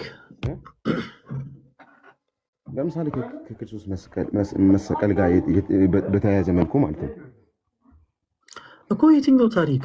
የትኛውን ታሪክ ላይ እናገኘው? እኛም ይሄንን ስዕል አንተ ያስከው መጽሐፍ ላይ ያለ ስዕል አለ፣ እዚህ ጋር ያለ ስዕል አለ፣ እዚህ ጋር ደግሞ ሌላ አይነት ስዕል አለ። እነዚህ የተለያዩ ስዕላቶችን ከየትኛው ታሪክ ላይ እናገኛቸው? አሁን ለምሳሌ ይሄ ስዕላቶች በዚህ መልኩ እንደዚህ የተቀመጠ የታሪክ አመጣጥ የለም፣ ግን መስቀልን ዲፋይን ለማድረግ ነው። አሁን ፐርፐዙ ምንድን ነው አላልኩ። ምን እንዲፋይን ልታደርጉን ያስቀመጣችሁት አላልኩም እያሱ። አሁንም ያልጠየቅኩን አታውራ። የጠየቅኩ ከየት አምጥታችሁ ሳላችሁት ነው። በታሪክ የነበረ ነው። በታሪክ የነበረ ነው። የትኛው ታሪክ ብራዘር? የትኛው ታሪክ? ሲወረድ የመጣ ታሪክ ከየት ነው? ሲወረድ የመጣው ታሪክ ሲወረድ አትበለኝ እንጂ እኮ ስዕሉን ሲወረድ ከየትኛው ታሪክ ላይ ያገኛችሁት? ታሪኩን አሳየኝ። ከዛ በኋላ ስዕሉን ይኸው ከዚህ ላይ አግኝተን ሳል ነው በለ። የትኛው ታሪክ ላይ ያገኛችሁት? ምን አልከኝ? ድምፅ እየራቀ ነው። ድምፅ በጣም እየራቀ ነው። ታሪክ ጀምሮ አይሰማም? እሺ አሁን ይሰማል። እሺ ምን አልከን? ከክርስቶስ መሰቀል በኋላ የነበረ ታሪክ ውስጥ ክርስቶስ በመስቀል ላይ እንደተሰቀለ እኮ የትኛው ታሪክ? ከክርስቶስ ስቅለት በኋላ ያለ ታሪክ አለ። የትኛው ታሪክ? በቤተክርስቲያን አባቶች ዘንድ የነበረ ሀሳብ በኒቂያ ጉባኤ ላይ ስለ ስዕል ተነስቶ አልነበረ? በተለያየ አሁን የትኛው ታሪክ ላይ ነው አድሬስ አድርጌ ትክክለኛ ፖይንት ላልነግር ይችላል። ግን እያሱ ምን እናድርግ መሰለ እያሱዬ፣ እኔ አንድ የማልወደው ነገር አለ። የማልወደው ነገር ምንድነው መሰለ? የማያውቁ ሰዎችን ሞር ጥያቄዎችን በማርዘም ስህተት እንዲሰሩ ማድረግ አልፈልግም። በደንብ አድርገህ አዳምጠኝ። ይሄ ለፕሮቴስታንቶች ወንድሞች ብቻ ሳይሆን ለኦርቶዶክሳውያንም ክርስቲያን እህቶች ወንድሞቼ ለእናንተም ጭምር ነው። አንድ ሰው ስለሆነ ነገር ገብቶ በመጽሐፍ ማስረጃ ዲፌንድ ለማድረግ በተወሰነ መልኩ ስለ እምነቱ የተወሰነች መረዳት ያስፈልገዋል። ለምሳሌ ፕሮቴስታንቶች ላይፍ ከፍተው ስለ እምነታቸው ጥሩ መረዳት የሌላቸው ክርስቲያን የሆኑ ኦርቶዶክሳዊ የሆኑ ወንድሞቻችን ገብተው መልስ መስጠት አለባቸው ብለን አናምንም። የተወሰነ ግን መረዳት ካላቸው በስምንቶች ተቋማት ላይ መሰረት የሆነ የቤተክርስቲያንን ትምህርት የተማሩ ከሆነ ግን ኦፍኮርስ ይችላሉ። እና እያሱዬ አንተም አይ ቲንክ ኦርቶዶክስ ቤተክርስቲያንን ተዋት፣ ሙሉ ወንጌል የምታስተምረውን ትምህርት ራሱ በደንብ የተረዳህ አልመሰለኝም። ስለዚህ ተወዳጅ ወንድማችን እያሱዬ ከአንተ የተሻሉ አገልጋዮችን ከአንተ የተሻሉ መምህራኖችን ጠይቀናና በእነዚህ ባነሳናቸው ሀሳቦች በመጽሐፍ ማስረጃ በደንብ ብናወራ ጥሩ ነው። ግን ከላይቭ ላይ አትውጣ። ያው ስለ ኦርቶዶክስ ቤተክርስቲያን በስዕላት ዙሪያ ያላት ትምህርት ምንድን ነው ምናምን በደንብ አድርገን እኛ እዚሁ በደንብ መጽሐፍ ቅዱስን በደንብ እያነሳን እያጣቀስን በደንብ አድርገን እናብራራለን። አንተ ግን ለጊዜው አሁን ኦርቶዶክስ ቤተክርስቲያንን ትተኸው ኢቨን አንተ ያለህበት ቸርች የሙሉ ወንጌል ራሱ አስተምሮ ምን እንደሆነ ራሱ የተረዳ አይመስለኝም። ምክንያቱም ቅድም ስናወራ ሙሉ ወንጌል የማታሰምረው ትምህርት አምናለሁ ሁሉ እያልክ ነበረ። ሙሉ ወንጌል እንዲህ ብላ ታስተምራለች ስንልህ አያታሰምርም ብለህ ጭምር እያመንክልን ነበር። እና እኛ እንዲህ አይነት ነገሮችን አንፈልግም። ይኋቸው ፕሮቴስታንቶችን ማያቅ ሰውን አስገብተን ተመልከቱ፣ ይኸው ምንም ማያውቁ ይኸው በቃ ክህደታቸው ምናምን እያልን ድራማ መሰረት አንፈልግም። የአንተ ድክመት የራስ ድክመት ነው። አንብቦ የመረዳት ሳያነቡ ነገሮችን ያለማወቅ ምናምን ድክመቱ ያንተ ነው። አውቆ ነገሮችንም ደግሞ የመረዳት ደግሞ ብርታቱ ያንተም ጭምር እና ኢያሱ ከዚህ የበለጠ ጥፋት ማጥፋት አልፈልግም። አንተን ቁጭ አድርገን ምንድን ነው ምናምን እያለን አንተም ነገሮችን ላለማመን ነገሮችን እንደው አላቅም ላለማለት ብዙ ነገሮችን እንትን እያልክ ጊዜም እንድትፈጅብን አንፈልግም። ሲቀጥል እታች ያለ የሚከታተልም የፕሮቴስታንት አማኝ እንዲያዝን አንፈልግም። ስለዚህ ምን እናድርግ? ከአንተ የተሻሉ ፕሮቴስታንቶችን ጠይቀናና ነገ 5 ሰዓት ሶፊ ወንድማችንን ለማውራት ለሱ ብለን ላይቭ እንከፍታለን። አንተም ነገ 5 ሰዓት ላይ አሁን ካለች ሰዓት ጀምሮ እስከ ነገ ባሉት ጊዜያቶች ላይ ከአንተ የተሻሉ ሰዎችን ጠይቀናና በመጽሐፍ ማስረጃ እናወራለን። እሺ ወንድማችን ኢያሱ ስለመጣ እናመሰግናለን። ሰላም ሁንልን። አንድ ነገር እንገር ኢያሱ የምንም አትንገረን፣ ጠይቀና ነገር ኢያሱ። እሺ መልስ ከመለስኩልህ ኢያሱ እባክህን ከአንተ የተሻሉ የፕሮቴስታንት አገልጋዮች አሉ የሉም? ወንድማችን ኢያሱ አሉ ወይስ የሉም? መጠየቅ አይጠበቅብኝም። ገብቶሃል? ከአንተ የተሻሉ የፕሮቴስታንት አገልጋዮች አሉ ወይስ የሉም? የምን ትቢት ነው ይሄ? አሉ ወይስ የሉም? በቃ እነሱን ጠይቀና ነው ያልነህ። ጠይቀናና እናወራለን። እግዚአብሔር ያክብርልን። ታችሁራል በእናትህ የአንዳንድ ሰው ደግሞ ኢጎ በጣም የተለየ ነው። መጠየቅ አይጠበቅብኝ ምናምን ብሎ ነገር የለም። ከእናንተ የተሻሉ ሰዎች ካሉ ጠይቃችሁ ነው። ይሄ ውርደት ስህተት ምናምን አይደለም። ምንም ችግር የለውም። ጠይቆ መምጣት አዋቂነት ነው። እሺ ባያ ነው የሚለው ባያ ነው የሚለው አቶ ፈለገ ሰላም ነው? እግዚአብሔር ይመስገን። ከየት ቤተ እምነት ነው የመጣው? ከፕሮቴስታንት እምነት ነው። የትኛው ፕሮቴስታንት? የትኛው ማለት ነው? አማርኛ ትችል የለ እንዴ? የትኛው ፕሮቴስታንት ብለው ራሳቸው የሚጠሩ ነፍ ቤተ እምነቶች አሉ። የአንተ የትኛው ቤተ እምነት ነው? እሱ ጋር ነው እኮ ስህተቱ። አሁን ፕሮቴስታንት አንድ ነው በቤተ እምነት ደረጃ፣ ግን ብዙ ቤተ እምነት ይኖራል። እምነቱ አንድ ነው። ከየትኛው ፕሮቴስታንት ሳይሆን ከየትኛው አብያተ ክርስቲያን ነው የሚባለው። አንተ የትኛው ቤተ እምነት? እንደዛ ብዬ የትኛው ቤተ እምነት ብዬ ነው የምጠይቀው። ለምን እንደምጠይቅ እኔ እነግርሃለሁ። አሁን ቤተ እምነትን ንገረን። ቤተ እምነት እኮ ከምካፈልበት እግዚአብሔርን ቃል የምማርበት አባልነት ቃል ህይወት ቤተ እምነትን ንገረን ብለን እኛ እንለማመጥህም። ቤተ እምነትን መናገር አለመናገር ያንተ ድርሻ ነው። የምትናገር ከሆነ ትቀጥላለህ ከኛ ጋር እየወራ፣ ማትናገር ከሆነ ታች ትወርዳለህ። ከየትኛው ቤተ እምነት ነው የመጣኸው? አንድ አራት ቆጣኝ ከቃለ ህይወት አልኩህ እኮ ብራዘር። አይ እንትኑን ላስረዳ ነው። ማንን በል ስምህን? ቆይ እናወራለን አንድ ጊዜ። ማንን በል ስምህን? በኃይሉ አበራ እየለባላለሁ። እሺ በኃይሉ ወንድማችን ከቃለ ህይወት የፕሮቴስታንት ቤተ እምነት በአጠቃላይ አንድ ነው፣ ቤተ እምነቱ አንድ ነው ብለህን ነበረ። ተሳስቻለሁ? አሁን ይሹን አይደለም ዝም ብለን አሁን ይሄ ባወራ የሆነች ቃል ሳይሆን ይሹክ ስለ አድኖ ያድናል ላያድንም በሚለው ዙሪያ ነው አይደል? በኃይሉ ወዴት ነው የምትሄደው? ትሸኩላለህ በኃይሉ?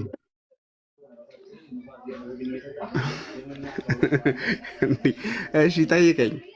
የአንተ መድረክ ነው። ትሸኩላለህ? ችግር የለውም። ኧረ አንተ ስለፈለግኩ ሀሳብ ታነሳለህ፣ ግን አንተ ትሸኩላለህ በኃይሉ። ፈለጌ ስታይል እኮ ያለፈበት ነው። ጠይቀኝ አልኩህ።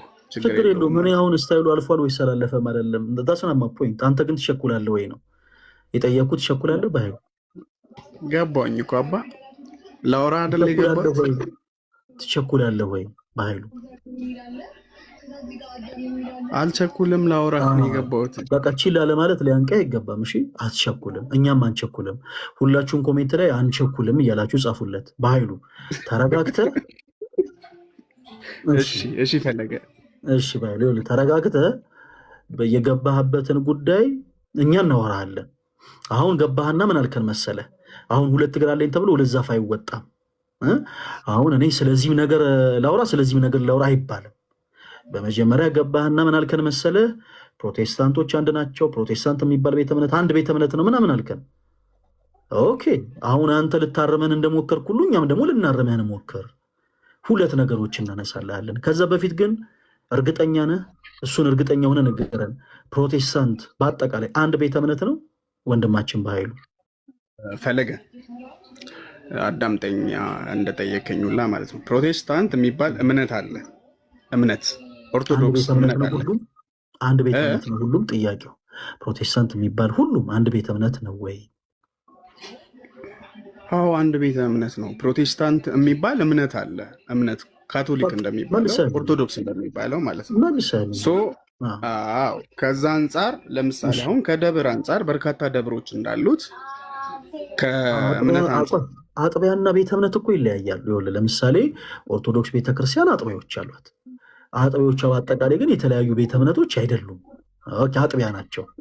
አሁን ወደ ፕሮቴስታንቱ ጋር ግን እንምጣ። ምን አልከን መሰለ? ፕሮቴስታንት አንድ ቤተ እምነት ነው አልከን። ተወዳጅ ወንድማችን በኃይሉ አንድ ነገር እንድትረዳ ፈልጋለሁ። ስትገባ አንተ በኔጌቲቭ ኢነርጂ ገባህ እንጂ ፕሮቴስታንቲዝም የተለያየ ቤተ እምነት ነው አልከውም አላልከውም፣ በአንተ ቤተ እምነት ትምህርት ላይ የሚመጣ ለውጥ የለም። ግን ሁለት ነገሮችን ላንሳል።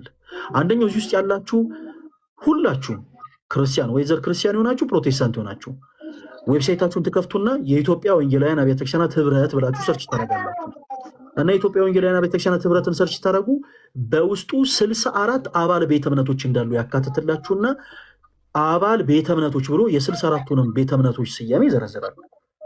አባል ቤተ እምነቶች ተብሎ የተቀመጡት ቤተ እምነቶች ናቸው ወይንስ አይደሉም? በኃይሉ ይኸውልህ ቤተ እምነት ማለት ባይዘው ዲፊኒሽኑን ኤግዛክት ዲፊኒሽኑን በኋላ ተተረጉምልን ናቸው ወይንስ አይደሉም? አንተ ማዳምጥ። ይሄ እኮ ናቸው አይደሉም ምናምን በሚባል አይደለም ነገር የኔን መረዳት ነው። ጠየቁ ነገር አታውራ። ስለ ጮክ አይደለም አዳምጥ። እሺ ነገሮች ላይ ፖዚቲቭን ከዛ በኋላ ተረጋጋ። አልቸኩልም በለና ላቸኩል ተረጋግተን ቀስ ብለን እናወራለን። እነዚህ አባል ቤተ እምነቶች የተባሉት በአጠቃላይ ቤተ እምነቶች ናቸው ወይንስ አይደሉም? ቤተ እምነቶች ናቸው ወይስ አጥቢያዎች ናቸው? አጥቢያዎች ናቸው። እሺ ሁላችሁም ሰርች አድርጋችሁ ተመልከቱት እና የወንድማችን በኃይልሽን ንግግር ታዩታላችሁ። እሺ ሙሉ ወንጌል እና መካነ ኢየሱስ አንድ ቤተ እምነት ናቸው? በኃይሉ የመጨረሻ ነው ማለት። እሺ በህፃናት ጥምቀት ዙሪያ ሙሉ ወንጌል ምን ብላ ታስባለህ? ልታነሳ እንደሆነ አውቃለሁኝ እኮ እሱ ልታነሳ እንደሆነ አውቃለሁ። አንተ ታውቃለህ ሳታውቅም እኮ አይደለም ፖይንቱ። በኃይሉ አሁን ፖይንቱ ምን ብለው ያስተምራሉ ነው። እሺ ለምሳሌ በህፃናት ጥምቀት ዙሪያ መካነ ኢየሱስ ምን ብላ ታስባለህ? መካነ ኢየሱስ ብቻ ነው የምትለየው ከቤተ እምነቶች ውስጥ። እኔ ጠየቅኩ መካነ ኢየሱስ ምን ብላ ታስባለህ? አንድ ቤተ እምነት ነን እኮ ያልከው አንተ ነህ። መካነ ኢየሱስ ምን ብላ ታስባለች? አሁን ቀጣይ አንተ የምትነግረኝ ከአብያተ ክርስቲያናት ውስጥ መካነ ኢየሱስ ውስጥ በጥምቀት ዙሪያ ብቻ አንድ ሰው በአብ በወልድ በመንፈስ ቅዱስ አንዴ ከተጠመቀ ኦርቶዶክስም ሆኖ ተጠመቀ ፕሮቴስታንትም ሆኖ ተጠመቀ ነው ብላ ታስተምራለች። በኃይሉ መካነ ኢየሱስ ምን ብላ ታስተምራለች? በህፃናት ጥምቀት ዙሪያ እኮ ጥምቀት አንዴ ነው ብላ ታስተምራለች መካነ ኢየሱስ። አሁን ለምሳሌ እኔ ኦርቶዶክስ ሆኜ ተጠምቄ ቢሆን ወደ ርዕሳችን ንግባ።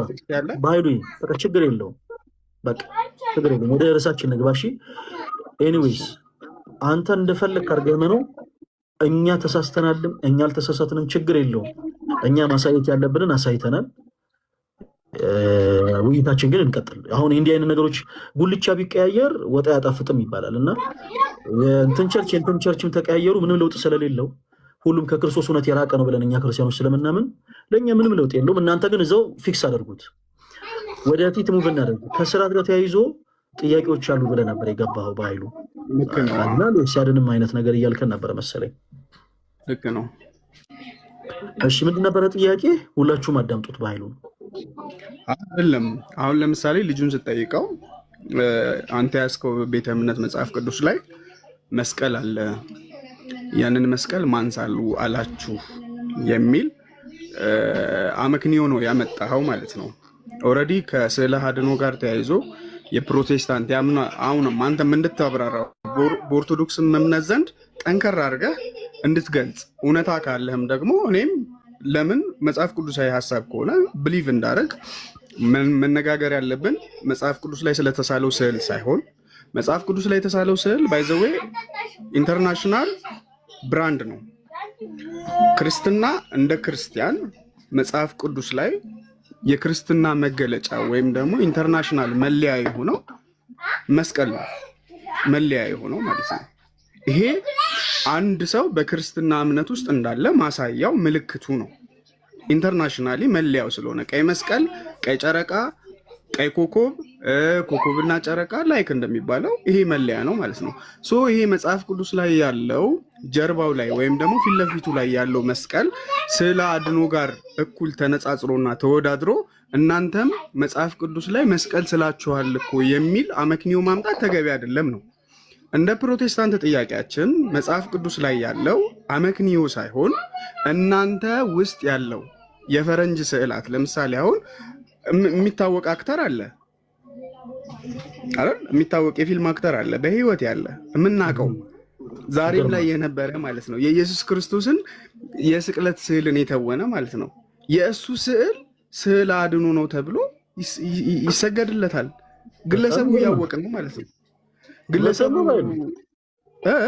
እውነትን ነው። የሚል ግብሰን ስዕል አለ። በጣም ይሄ በጣም ይገርም ነው። እሺ ቀጥል ጋይስ፣ ስሙ እናንተ። እሺ እያሾፍክ ነው እንደ አባ ባህሉ እየሰማሁህ ነው። ባሾፍን ባላሾፍን አንተ ሀሳብን ቀጥል።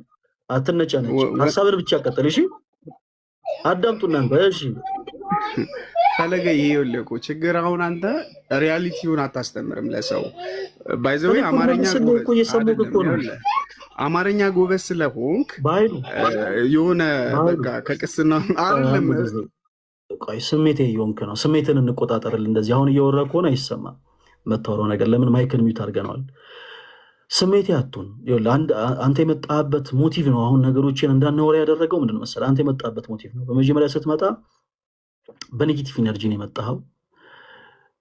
ከዛ ደግሞ የበታችነት ስሜት እየተሰማን የመጣኸው። ከዛ ደግሞ ነገሮች ላይ ትጮኻለህ። ብራዘር አሁን አንተ የበታችነት ስሜት ተሰምቶ ልናወራ አንችልም። አንድ ሲቀጥል በኔጌቲቭ ኢነርጂ የመጣን ሰው በምንም ተአምር እንደ ፖዘቲቭ ሆነን ራሱ እኛ ብንቀርብ በፍጹም ልናወራ አንችልም። ምክንያቱም ላለማዳመጥ ስለሆነ የመጣው። ስለዚህ በኃይሉ ስለ ስርዓት ከኛ ጋር ስታወራ በቂ በሆኑ ነገሮች በመጽሐፍ ማስረጃ እናወራለን። በዚህ ምንም እንዳት እኛ ክርስቲያኖች ነን። እሱን አስምራችሁ አድምቁበት።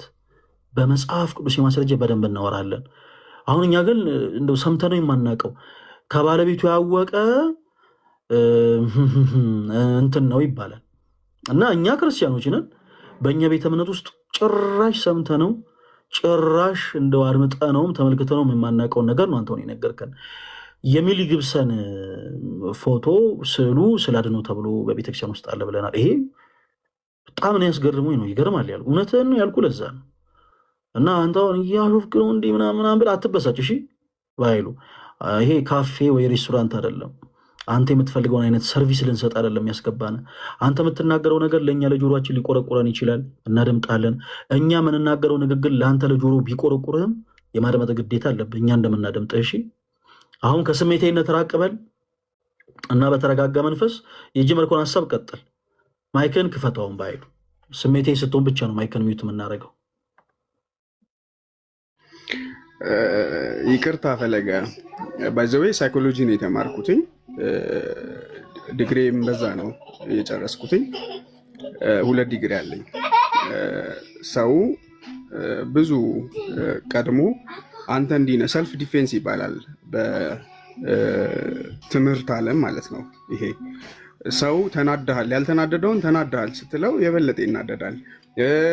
እንደዛም ካልኩ ይቅርታ በቃ እሱንም እርሰው። አሁን ያልተረጋጋውን አይደለም እኮ እቺ ናት ነው። ተረጋግተሃል አንተ ተረጋግተሃል። በፖዚቲቭ ኢነርጂ ነው የመጣኸው። በቃ አሁን አንተ 2 ዲግሪ ያለ ሰው ነህ። ከትምህርት አንጻር ልናታልልህ ልናጭበረብር ስላልቻልን በቃ እሱን ቃል ተወው እሺ። አንተ በኔጌቲቭ ኢነርጂ አይደለም የመጣኸው፣ ፖዚቲቭ ሆነን የመጣኸው። አንተ ተረጋግተሃል። ፖይንቱን ግን ንገረን። በስዕላት ዙሪያ መጠየቅ የፈለግከው ሀሳብ ምንድን ነው?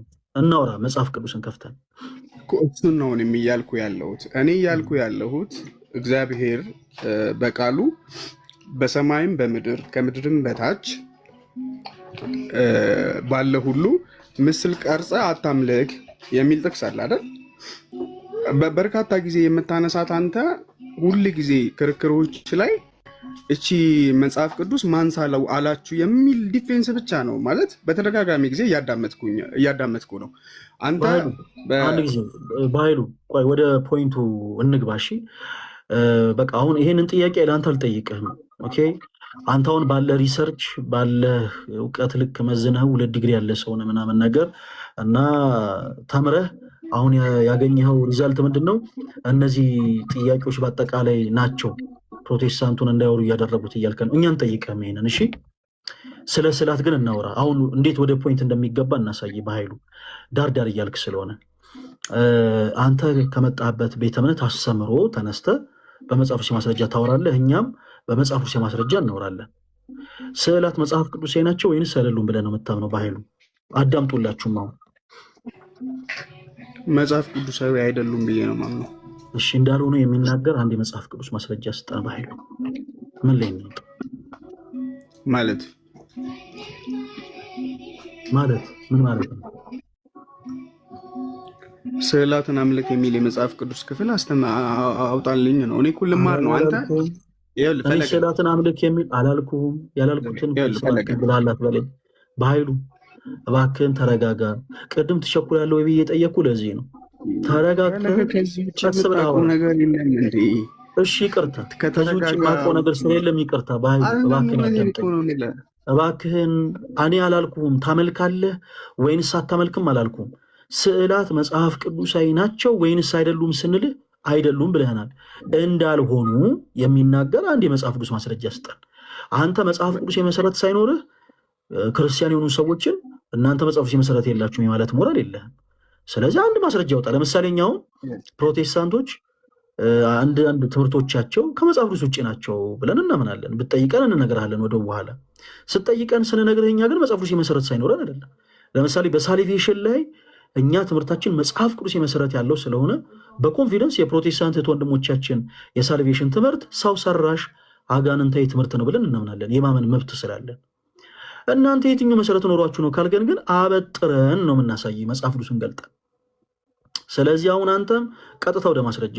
እሺ መነጫነጭ አይቻልም። አሁን ስለ ማስረጃ ስትጠየቅ መነጫነጭ፣ ያልጠየቀንን እንዳልን አድርገህ ምናምን ማውራት አይቻልም። እኛ ዲግሪ የለንም።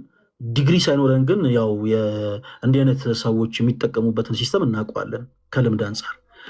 አሁን የጠየቅን ስዕላት መጽሐፍ ቅዱስ አይደሉም ብለህናል። እኛ እንደሆኑ እናሳያለን በማስረጃ። አንተ አይደሉም ብለህናል። እንዳልሆኑ የሚናገር አንድ የመጽሐፍ ቅዱስ ማስረጃ ስጠን። ፈለገ ዘዳግም ላይ አንብብ እኮ አልኩህ እኮ። ዘዳግም ምዕራፍ 4 ቁጥር ስንት አይደለም? ይኸውልህ ማለት ጥቅሱን ልንገርህ። አንተ ጥቅሱን ካላወቅ ፈልገህ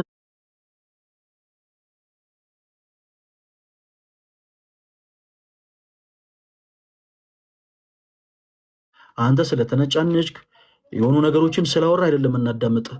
ቱ ደ ፖይንት መጽሐፍ ቅዱስ የመሰረት ኖሮ ስታወራ ነው የምንሰማ። አንድ ሪያሊቲ አለ፣ አንድ እውነት አለ። እሺ አንተ የፕሮቴስታንት እምነት ተከታይ ነህ፣ እኛ ክርስቲያኖች ነን። እኛና እናንተ ስናወራ አንድ የሚዳኝን ነገር ምንድነው መሰለ? በማስረጃ ማውራት ነው። ማስረጃችን ምንድነው መሆን ያለበት? መጽሐፍ ቅዱስ። ለምሳሌ እኔ አሁን በኃይሉ ፖዘቲቭ ሆነ አዳምጠኝ ፕሊስ እባክህ በጌታ። እኔ ለምሳሌ ክርስቲያን ነኝ እና ኦርቶዶክሳዊ የሆኑ ሰዎች ፊት የሆነን ነገር ብናገር ያለ መጽሐፍ ቅዱስ ማስረጃ ምንም ችግር ላይፈጠር ይችላል። እንደውም ከዛም አልፎ አሜን ሊሉኝ ይችላል። ለምንድን? ኦርቶዶክሳዊ የሆነ ማይንድ ሴት፣ ኦርቶዶክሳዊ የሆነ አስተሳሰብ እዛ ጋር ስላለ። ከእናንተ ጋር ግን ሳወራ አንተ ለምሳሌ ማርያም ከክርስቶስ ኢየሱስ ውጭ ሌሎች ልጆችን ወለደች ወይስ አልወለደችም ብለህ ጠይቀኸኝ እኔ ዝም ብዬ መጽሐፍ ቅዱስን ሳልጠቅስ ምንም መጽሐፍ ቅዱስን ሳላነሳልህ ዝም ብዬ አረ እንዲህ ነው ብዬ ባወራ ለአንተ ተረት ተረት ነው የሚሆነው። በኃይሉ አንተም መተከኛ ጋር ስታወራ መጽሐፍ ቅዱስ የመሰረት ሳይኖርህ ዝም ብለህ የምትናገረው ንግግር ለእኛ ተረት ተረት ይሆናል። ስለዚህ ታይም ውሰድ፣ ሰዓት ውሰድ፣ ደቂቃን እንሰጣለን። ሌላ ሶስት ከዛ እናወራለን። እዚሁ ገዝተ ላይ ሆነ ጥቅሶቹን እንዳለ ፈልግና አምጣልን። እኛ በጥቅሶቹ ነው ከአንተ ጋር ማውራት የምንፈልገው። ለምሳሌ ዘሌዋውያን 26 አንድን አንብብ። ምን ይላል? አንብብልን። ዘሌዋውያን 26 አንድ ምን ይላል? አዳምጡላችሁ። ለእናንተ ጣዖት አታድርጉ፣ የተቀረጸ ምስል አታቁሙ፣ ለእርሱም አትስገዱ ይላል። እሺ አሁን እኔ የጠየኩት ጥያቄ ምንድን ነበር? በኃይሉ እስኪ ጥያቄን እንደው ፖዚቲቭ ሆነ እስኪ አስታውሰኝ። ምን ብዬ ነበር የጠየቅኩ? ስለ ጣዖታት ነው የጠየቅኩ በኃይሉ። የተቀረጸ ምስል አታቁሙ ለእርሱም አትስገዱ ይላል። የተቀረጸ ምስል ማለት ምን? እሺ ስዕላት ሁሉ ጣዖታት ናቸው ብለህ ታምናለህ? የምታምን ከሆነ እንቀጥል። ማታመን ከሆነ ግን እንመለስ። ስዕላት ሁሉ ጣዖታት ናቸው ብለህ ታምናለህ? በኃይሉ ምን ብለህ ስዕላትን ትለያለህ?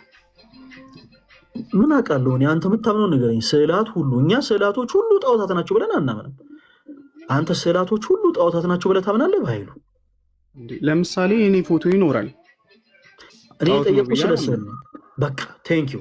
አሁን ለምሳሌ አንድ ሳሌ አንተን ፎቶን እንዲያውን የቆምኩበትን ፕሮፋይል ስዕሉ ቢያስቀምጥልህ በኃይሉ ያ ስዕል ጣዖት ይባላል?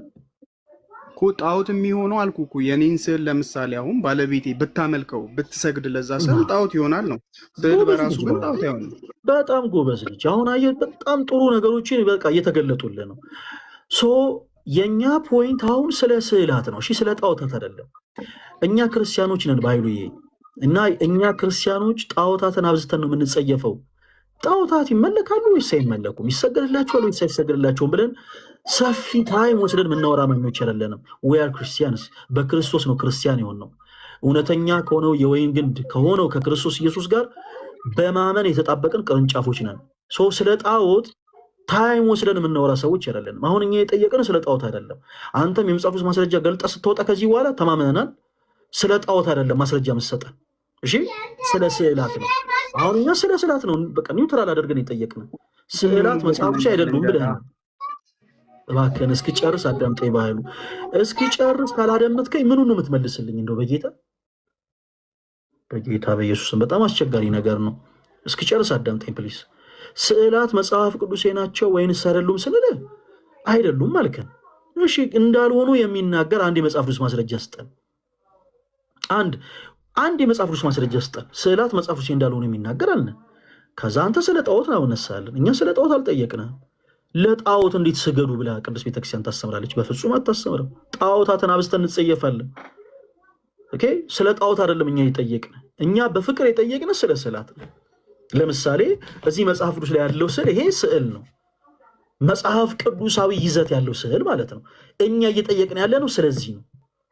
አይ እነዚህ ስዕላቶች መጽሐፍ ቅዱስ አይደሉም አልከን። እሺ ካልሆኑ አንድ ማስረጃ ስጠን። መጽሐፍ ቅዱስ ላይ አንድ ማስረጃ፣ ስዕላት መጽሐፍ ቅዱስ እንዳልሆኑ የሚናገር አንድ ማስረጃ ስጠን በኃይሉ። ከዛ በኋላ እኛ ደግሞ የእኛን ደግሞ ትምህርት ደግሞ እናብራራል።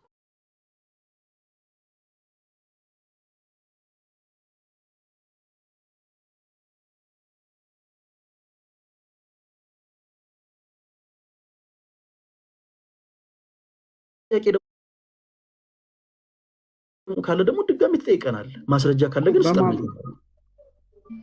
ፈሌ አሁን እኮ ከዋናው ሀሳብ በላይ ይሄ የምታብራራው እኔን የምትወቅስበት እንትን እየበዛ ነው። ባይዘዌ አስተምሮት ስለሆነ ይህ ክርክር አይደለም። አሁን የዋንጫ ምናምን አይደለም እኮ ልንገርህ።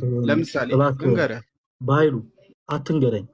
ትልቅ ሰው ነህ እና እንደ ትልቅ ሰው አውራ፣ እንደ ህፃን ልጅ አትናገር። ራስን በህፃን ልጅ አይነት እንትን አታስገምት። እሺ እኔን እንትን የምትልበትን ሀሳብ አስተያየቱን ሲጀመር የገባኸው ክርስቲያኖች ቤት ነው። እኛ ላይፍ ስትሪም ላይ ገብተህ ልክ እናንተ ቸርች ውስጥ እንዳሉ አይነት እንትን እንድናደርግ ኤክስፔክት አታደርግ። ኦፍኮርስ ሰፊውን ታይም እንወስዳለን። የምንወስድበት ትልቁ ሪዝም ምንድን ነው መሰለህ? ከጠየቅን ውጭ ነው እያወራ ያለው። እኛ የጠየቅን ስለ ስዕል ነው፣ አንተ የምታወራው ስለ ጣዖት ነው። ፐርሰናሊ አንተን ሞክ አላረግንህም። በክርስቶስ ፍቅር እባክህ ስማን እያለ ነው እየተለማመጠን አድምጠን እያልን ያለ ነው። በነገራችን ላይ በኃይሉ እኔ በአንተ አይነት ኢነርጂ ፕሮቴስታንት የሆኑ ሰዎች ቤት ገብቼ ባወራ ማንም ሰው ነው የሚያዳምጠኝ። ማንም ሰው በትንሽ በትልቁም አታማሩ። ማንም ሰው ነው የሚያዳምጠው። ወታችሁ ረድ እያሉ ነው የሚያስወርዱት። እኛንን እያዳመጥናችሁ ያለ ነው። እኛንን አዳማጮቹ በቃ እሱን እርሳውና አሁን እባክህን ማስረጃ ካለ ወደ ማስረጃው ግባና እባክህ ማስረጃ ስጠን። እባክህ በጌታ ለምን የመጽሐፍ ቅዱስ ማስረጃ ስጠን። እንገረ ለምሳሌ ኢሳይያስ 42:8 ላይ እኔ እግዚአብሔር ነኝ፣ ይህ ስሜ ነው፣ ክብሬን ለሌላ አልሰጥም፣ ምስጋናዬንም ለተቀረጹ ምስሎች አልሰጥም ይላል። አንድ አሁን ለምሳሌ ስዕል አድኖች የሚባሉት እኔ በእኔ አረዳድ ለምሳሌ ነው የምልህ ቤተ ክርስቲያን ላይ ትልቅ ባይዘዌ ሪስፔክት አለኝ ለሁሉ ነገር።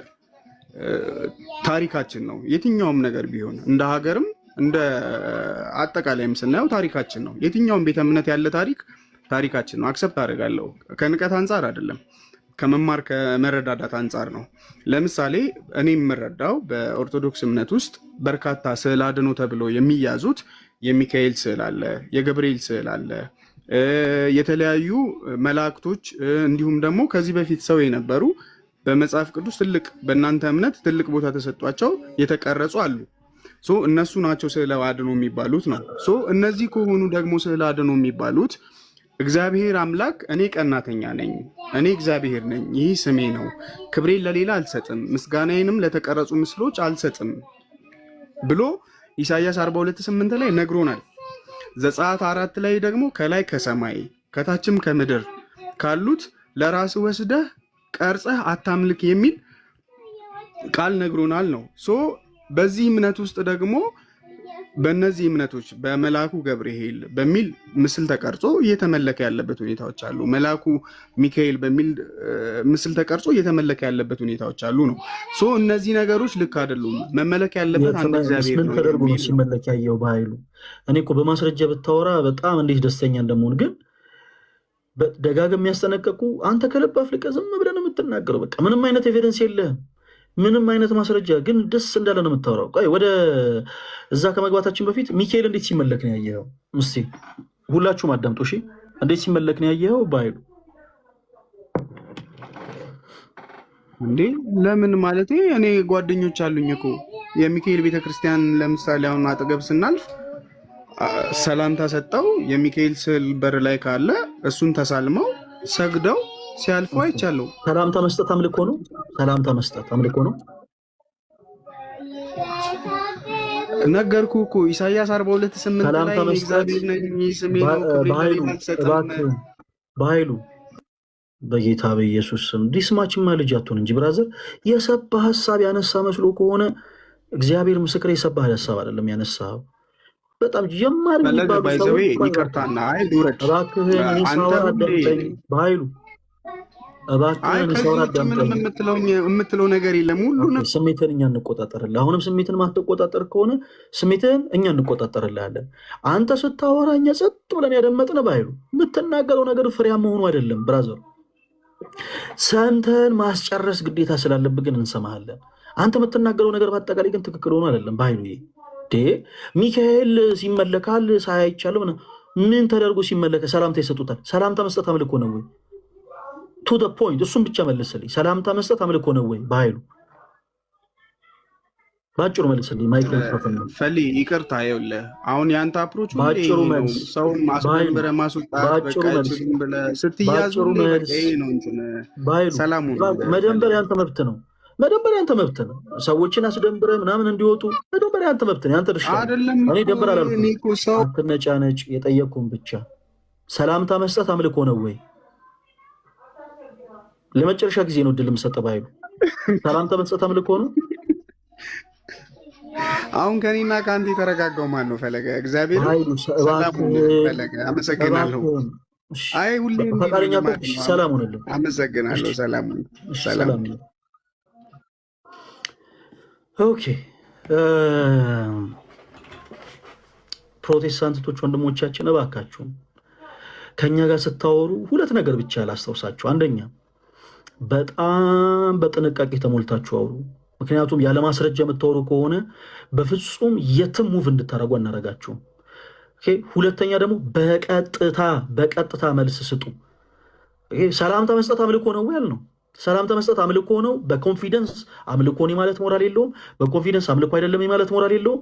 የሚያወራው ሌላ ነገር። እሱ ብቻ አይደለም፣ ሁሉም ፕሮቴስታንት፣ በነገራችን ላይ ፕሮቴስታንቶች በቀጥታ መልስ ሰጡ ማለት 50% ወደ ኦርቶዶክስ ቤተክርስቲያን አማኝነት ተሸጋገሩ ማለት ነው። የትኛውም ፕሮቴስታንት በቀጥታ አይመልስም። ከዚህ ሀሳብ ልጀምርና ስለ ስዕላት ጠቅላላ ያለ ሀሳብ ልንገራችሁ። ሁላችሁም አድምጡኝ እሺ። ነገም ላይፍ ስለምንገባ ዛሬ ከመናገረው ንግግር ላይ ጥያቄ ያላችሁ እህት ወንድሞች፣ ነገ ደግሞ በመጽሐፎች ማስረጃ ከኛ ጋር ታወራላችሁ። የመጀመሪያው ነገር ሰላምታ መስጠትም ስግደት መስገድም አምልኮ አይደለም። ወደ ስዕላት ከመምጣታችን በፊት ሰላምታ መስጠትም ስግደት መስገድም አምልኮ አይደለም። ሰላምታ ይሰጡታል። ሰላምታ ሲሰጡ አይቻለሁ አለ። ሰላምታ መስጠት አምልኮ ነው ወይ? ተሀብ ነው አይዲያ። የሉቃስ ወንጌል ምዕራፍ 1 ከቁጥር 29 ላይ ስትመለከቱ የእግዚአብሔር መልአክ የሆነው ቅዱስ ገብርኤል ለክርስቶስ ኢየሱስ እናት ለቅድስት ድንግል ማርያም ሰላምታን እንደሰጣት መጽሐፍ ቅዱስ ይናገራል። which means በግዕዝ እንደተሳለማት ቤተክርስቲያን እኛ እያንዳንዳችን በክርስቶስ ያመነን ክርስቲያኖች ምንሳለመው አብነት ያደረገነው ከቅዱስ ገብርኤል ነው። ክብር የተገባትን የክርስቶስ ኢየሱስ እናት መልአኩ ቅዱስ ገብርኤል ሰላምታ ሲሰጣት ስላየን። ሰላምታ መስጠት ማለት መሳለም ማለት ነው። መሳለም የግዕዝ ወርድ ነው። ወደ ዕብራይኛ ሲተረጎም ሰላምታ መስጠት ማለት ነው። ሰው ምን ብሎ ሰላምታን ሰጣት? ጸጋን የተመላሽ ሆይ ደስ ይበልሽ፣ እግዚአብሔር ከአንቺ ጋር ነውና ደስ ይበል፣ አንቺ ከሴቶች ሁሉ ተለይተሽ የተባረክሽ ነሽ፣ የማኅፀንሽ ፍሬ የተባረከ ነው፣ ከሦስቱ ቅዱስ አንዱን ቅዱስ ትወልጃለሽ ብሎ ደግሞ ወደ ብስራቱ ገባ። እንዲህ ያለ ሰላምታን ቅዱስ ገብርኤል ለእናታችን ለቅድስት ድንግል ማርያም ሰጠ። እንደውም በጣም የሚገርማችሁ ቁጥር 33 አካባቢ እናታችን ቅድስት ድንግል ማርያም በልቧ ይህ እንደምን ያለ ሰላምታ ነው አለች ይላል። ይሰማል? እዚህ ጋር ሁላችሁም አዳምጡ። እመቤታችን ቅድስት ድንግል ማርያም ይህ እንደምን ያለ ሰላምታ ነው አለች ይላል። እንደምን ያለ ሰላምታ ነው? ማን ነው ሰላምታን የሰጣት? የተሳለማት ማን ነው? የእግዚአብሔር መልአክ የሆነው ቅዱስ ገብርኤል። እናታችን ቅድስት ድንግል ማርያም ይህ እንዴት ያለ ሰላምታ ነው አለች? ሰላምታን ስለሰጣት ወይም ደግሞ መጥቶ ገብርኤል እናታችን ቅድስት ድንግል ማርያምን ስለተሳለማት አመለካት ማለት ነው ወይ? በፍጹም። እርሱ የሚያመልከውን አምላክ የሚያውቅ ጥንት የነበረ አልፋ ወደፊትም የሚኖር ኦሜጋ ዛሬም ያለ ኃያል ልዑል ዘላለማዊ የሆነውን በሶስትነትና በአንድነት ቅዱስ ቅዱስ ቅዱስ እየተባለ የሚመሰገነውን እግዚአብሔር አብ፣ እግዚአብሔር መንፈስ ቅዱስ ብቻ አምላኩ እንደሆነ ያውቃል። ነገር ግን ቅዱስ ጳውሎስ በሮሜ መልእክቱ ምዕራፍ 13 ከቁጥር 7 ላይ ክብር ለሚገባው ሁሉ ክብርን ስጡ ይላል።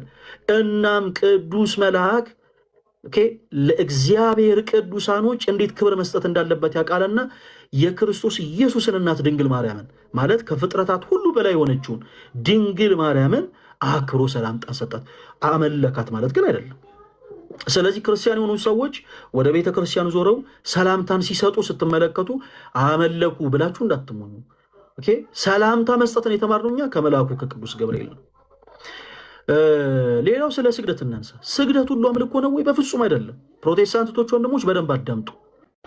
ብልጥ ከሆናችሁ እኛ የምናነሳችሁን ሀሳቦች ይዛችሁ ዘይት የሚሸጥላችሁን አገልጋይ፣ ጨው የሚሸጥላችሁን አገልጋይ ሄዳችሁ ማንቁርቱን ይዛችሁ መልስልን ምን ማለት ነው ይሄ ብላችሁ ጠይቁ።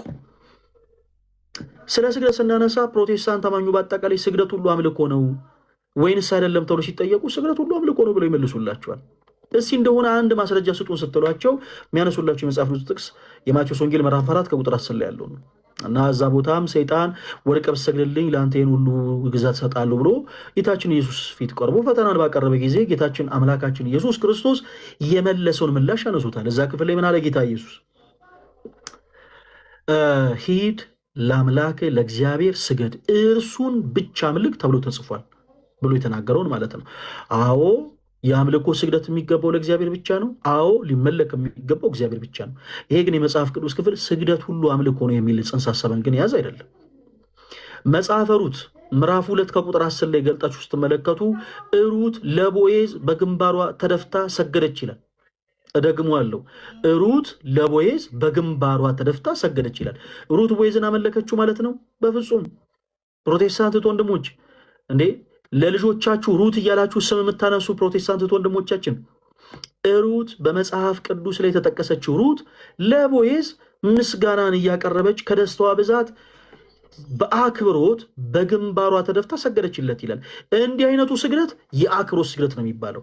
የመጽሐፍ ቅዱሱ ክፍል መጽሐፈ ሩት ምዕራፍ 2 ከቁጥር 10 ላይ ነው የሚገኘው። መጽሐፈ ሩት ምዕራፍ 2 ከቁጥር 10 ላይ ሩት ለቦዔዝ በግንባሯ ተደፍታ ሰገደች። በግንባሯ ተደፍታ ስለሰገደች አመለከችው ማለት ነው? በፍጹም። ስግደትን የአምልኮ የአክብሮት የሚያስብለው ሰው በልቡ ያሰበው እምነት ነው። ለምሳሌ እኛ የጸሎት ሁሉ ትልቁ ጸሎታችን ቅዳሴ ነው። በቅዳሴ ጸሎት ስንገኝ ከቅዳሴው የመጀመሪያው ክፍል እስከ መጨረሻው ክፍል ድረስ የምንሰግደው ለአምላካችን ለእግዚአብሔር ብቻ ነው። የአምልኮ ስግደትን ለምናመልከው አምላክ ለእግዚአብሔር እናቀርባለን፣ በልባችን እናመልክሃለን እያለን ማለት ነው። ነገር ግን እኔ ለምወዳት ሴት አያቴ ለምወደው ወንድ አያቴ ጎንበስ ብዬ ተንበርከኬ ጉልበታቸውን ብስም ብንበረከክላቸው አመለኳቸው ማለት አይደለም። ምክንያቱም በልቤ አምልኮን ሳይሆን ያሰብኩት አክብሮትን ስለሆነ። ሩትም አክብሮትን አስባ ለቦዔዝ በግንባሯ ተደፍታ ሰገደች ይላል። ዘጸአት ምዕራፍ ዘፍጥረት 19 ላይ ቆይ እሱኛውን ጥቅስ እናቆየውና የሩት ልጨርስላችሁ። በዚህ መጽሐፍ ቅዱስ ክፍል ላይ ሩት ለቦዔዝ በግንባሯ ተደፍታ ሰገደች ይላል። በዚህ አጋጣሚ አንድ ነገር ላንሳ። ፕሮቴስታንት አማኝ በአጠቃላይ ስግደት የሚገባው ለእግዚአብሔር ብቻ ነው ይላቸዋል። ስግደት የሚገባው ለእግዚአብሔር ብቻ ነው የሚላቸው። ለእግዚአብሔር ብቻ። ለእግዚአብሔር የሚሰግድ ግን አንድም ፕሮቴስታንት የለም። እያንዳንዱ ፕሮቴስታንት ሰግዶ አያውቅም። ግንባሩ ለእግዚአብሔር መሬት ነክቶ የሚያውቅ ፕሮቴስታንት አማኝ የለም። ምናልባት በጭንቅላታቸው ተዘግዝቀው ቆመው ድራማ ሲሰሩ አይታችሁ ሊሆን ይችላል። እግራቸውን እየከፈቱ እየዘጉ ምናምን ነገር። ግን አምልኮ፣ ስብከት፣ ውዳሴ ለአንተ ይገባል ብሎ አልፋና ኦሜጋ ለሆነው ለእግዚአብሔር በግንባሩ ሰግዶ የሚያውቅ ፕሮቴስታንት የለም። ወቅትም የላቸው። የአምልኮ ኮንፈረንስ፣ የታምራት ኮንፈረንስ፣ የጸሎት ኮንፈረንስ እንጂ የስግደት ኮንፈረንስ እንኳን የላቸውም። ስግደትን ፕሮቴስታንቱ ኤክሰርሳይዝ አድርጎት አያውቅም። ግን ኦርቶዶክስ የሆኑ አማኞችን ከመቃወም አንጻር ግን ስግደት የሚገባው ለእግዚአብሔር ብቻ ነው ይላቸዋል። የአምልኮ ስግደት ከሆነ አዎ ለእግዚአብሔር ብቻ ነው የሚገባው። የአክብሮት ስግደት ግን ክብር ለሚገባው ሁሉ ክብር እንሰጣለንና የአክብሮት ስግደትን ክብር ለሚገባው ደግሞ እንሰግዳለን። ያ ስግደት ግን የአምልኮ ስግደት አይደለም። ኦኬ፣ ወደ ስዕላት እንምጣ። ስዕላት መጽሐፍ ቅዱሳዊ ናቸው ወይንስ አይደሉም? ያንን ከመናገሬ በፊት እዚህ ውስጥ ያላችሁ እህቶች ወንድሞቻችን፣ በአጠቃላይ ይህንን ኦርቶዶክሳዊ ወጣት የተመረጠ ትውልድ የሚለው የቲክቶክ አካውንት ሁላችሁም ሰርች እያረጋችሁ ፎሎ አድርጉት። አሁን 36500 ፎሎወር ነው ያለው። በዚህ ባሉን ጊዜያቶቹ ላይ እንደምንም እስከ 50 ሺህ ከፍ ማድረግ አለብን። ሰርች ስታደረጉ ይሄንን ፈለገ አትናቴዎስ 7 የሚለውን ሰርች ስታደረጉ ይመጣላችኋል።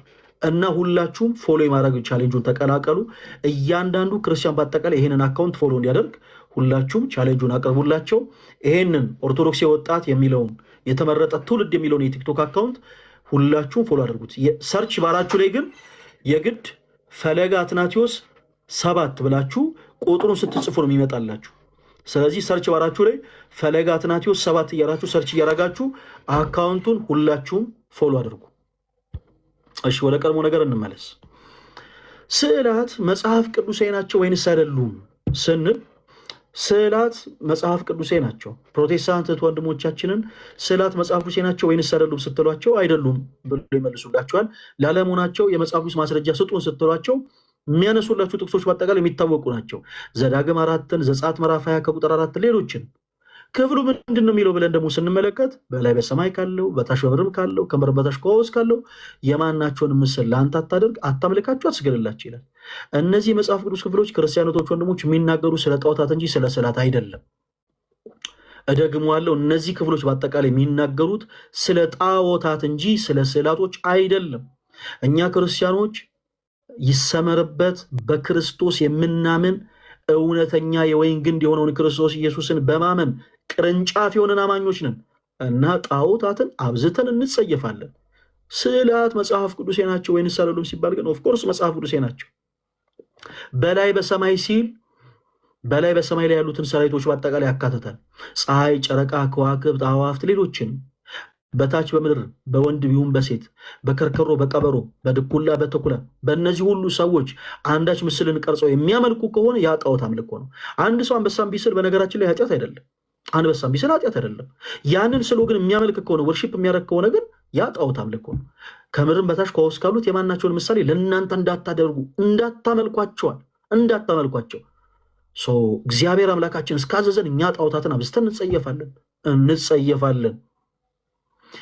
እዚህ ክፍል ላይ ግን እንደው ይሄ ጥቅስ ለስዕላት እንዳልተቀጸለ እንደው በትንሽ ምሳሌ ላሳያችሁ ለፕሮቴስታንት ወንድሞች። በላይ በሰማይ ሲል መላእክትን ያካትታል ወይስ አያካትትም ስትሏቸው ያካትታል ይሏቸዋል። በላይ በሰማይ ካለ መላእክትን ያካትታል፣ ግን አያካትትም። እሺ፣ አያካትትም። እንዴት ካለን ጣዖትን ለማምለክ የተነሳሱ ሰዎች ወደ ሰማይ አንጋጠው ቀና ብለው ተመልክተው ሊያዩ የሚችሉት መላእክትን ቅዱሳን ሰዎችን ሳይሆን ፀሐይ፣ ጨረቃ፣ ከዋክብት፣ ሌሎችንም የሰማይ ሰራዊት ተብሎ የሚጠሩት እነዚህ ናቸው።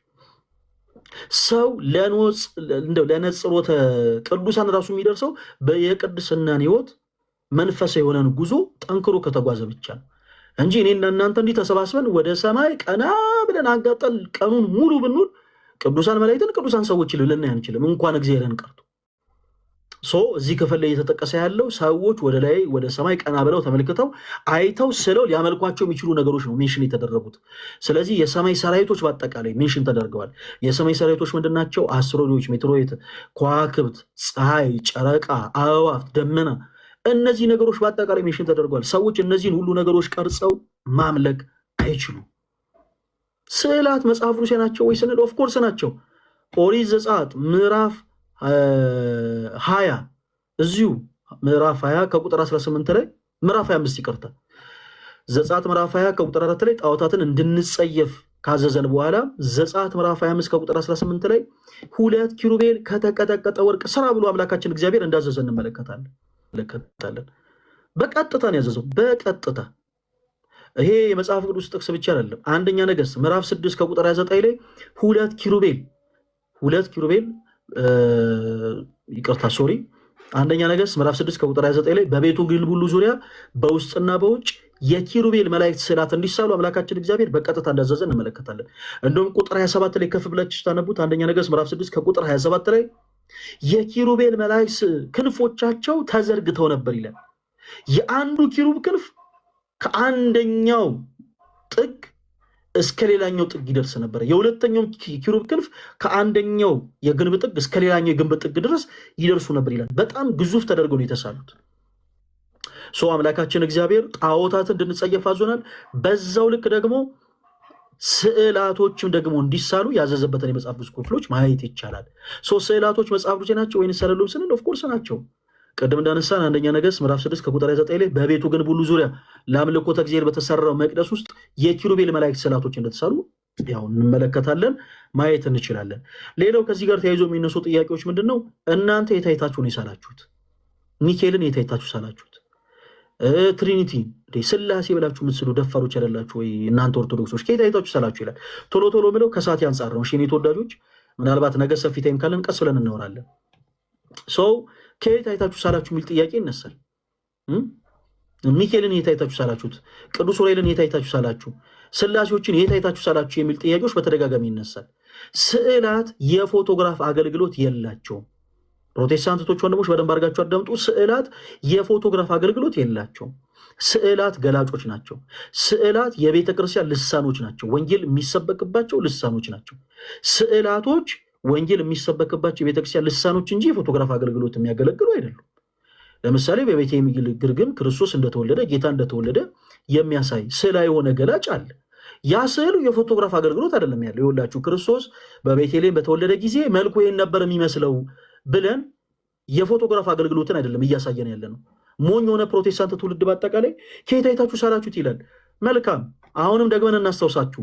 አንደኛ ነገሥት ምዕራፍ 6 ከቁጥር 9 ላይ የኪሩቤል መላእክትን የሳለው ሰው የኪሩቤል መላእክቶች ተገልጠውለት አይደለም የሳለው፣ ይልቁኑ ገላጭ አድርጎን ያስቀመጣቸው። ኪሩቤል የምንላቸው ስንት መላእክቶች ናቸው? 4 መላእክቶች፣ በላም በሰው በንስርና በአንበሳ ምስል ያሉ።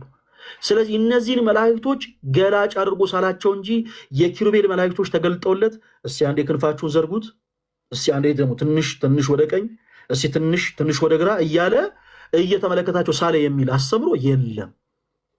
ልጅ መሆን ነው የሚጠበቅባችሁ እንዲህ አይነት ነገሮች ላይ ለመጃጀል። መጽሐፍ ቅዱሳችን ላይ ቅድም እንዳልነው መላእክቶች ተገልጠውለት አይደለም የሳላቸው። ለምሳሌ ዘጸአት ምዕራፍ 25 ከቁጥር 18 ላይ 2 ኪሩቤል ከተቀጠቀጠ ወርቅ ስራ ብሎ አምላካችን እግዚአብሔር ሲያዝ የታዘዘው ሰው ኪሩቤል መላእክቶችን እያየ ሳለ የሚል ነገር የለም። ተገልጠውለት አይደለም። ቅድም እንዳልነው ኪሩቤል ስንት መላእክቶች ናቸው? የኔ ተወዳጆች 4 መላእክቶች፣ በላም በአንበሳ በንስርና በሰው አምሳል። እነዚህን መላእክቶች ግን ገላጭ አድርጎ ግን ስሏቸዋል። ምክንያቱም ቅዱሳን ስዕላቶች ምንድን ናቸው ብለናል? ገላጮች።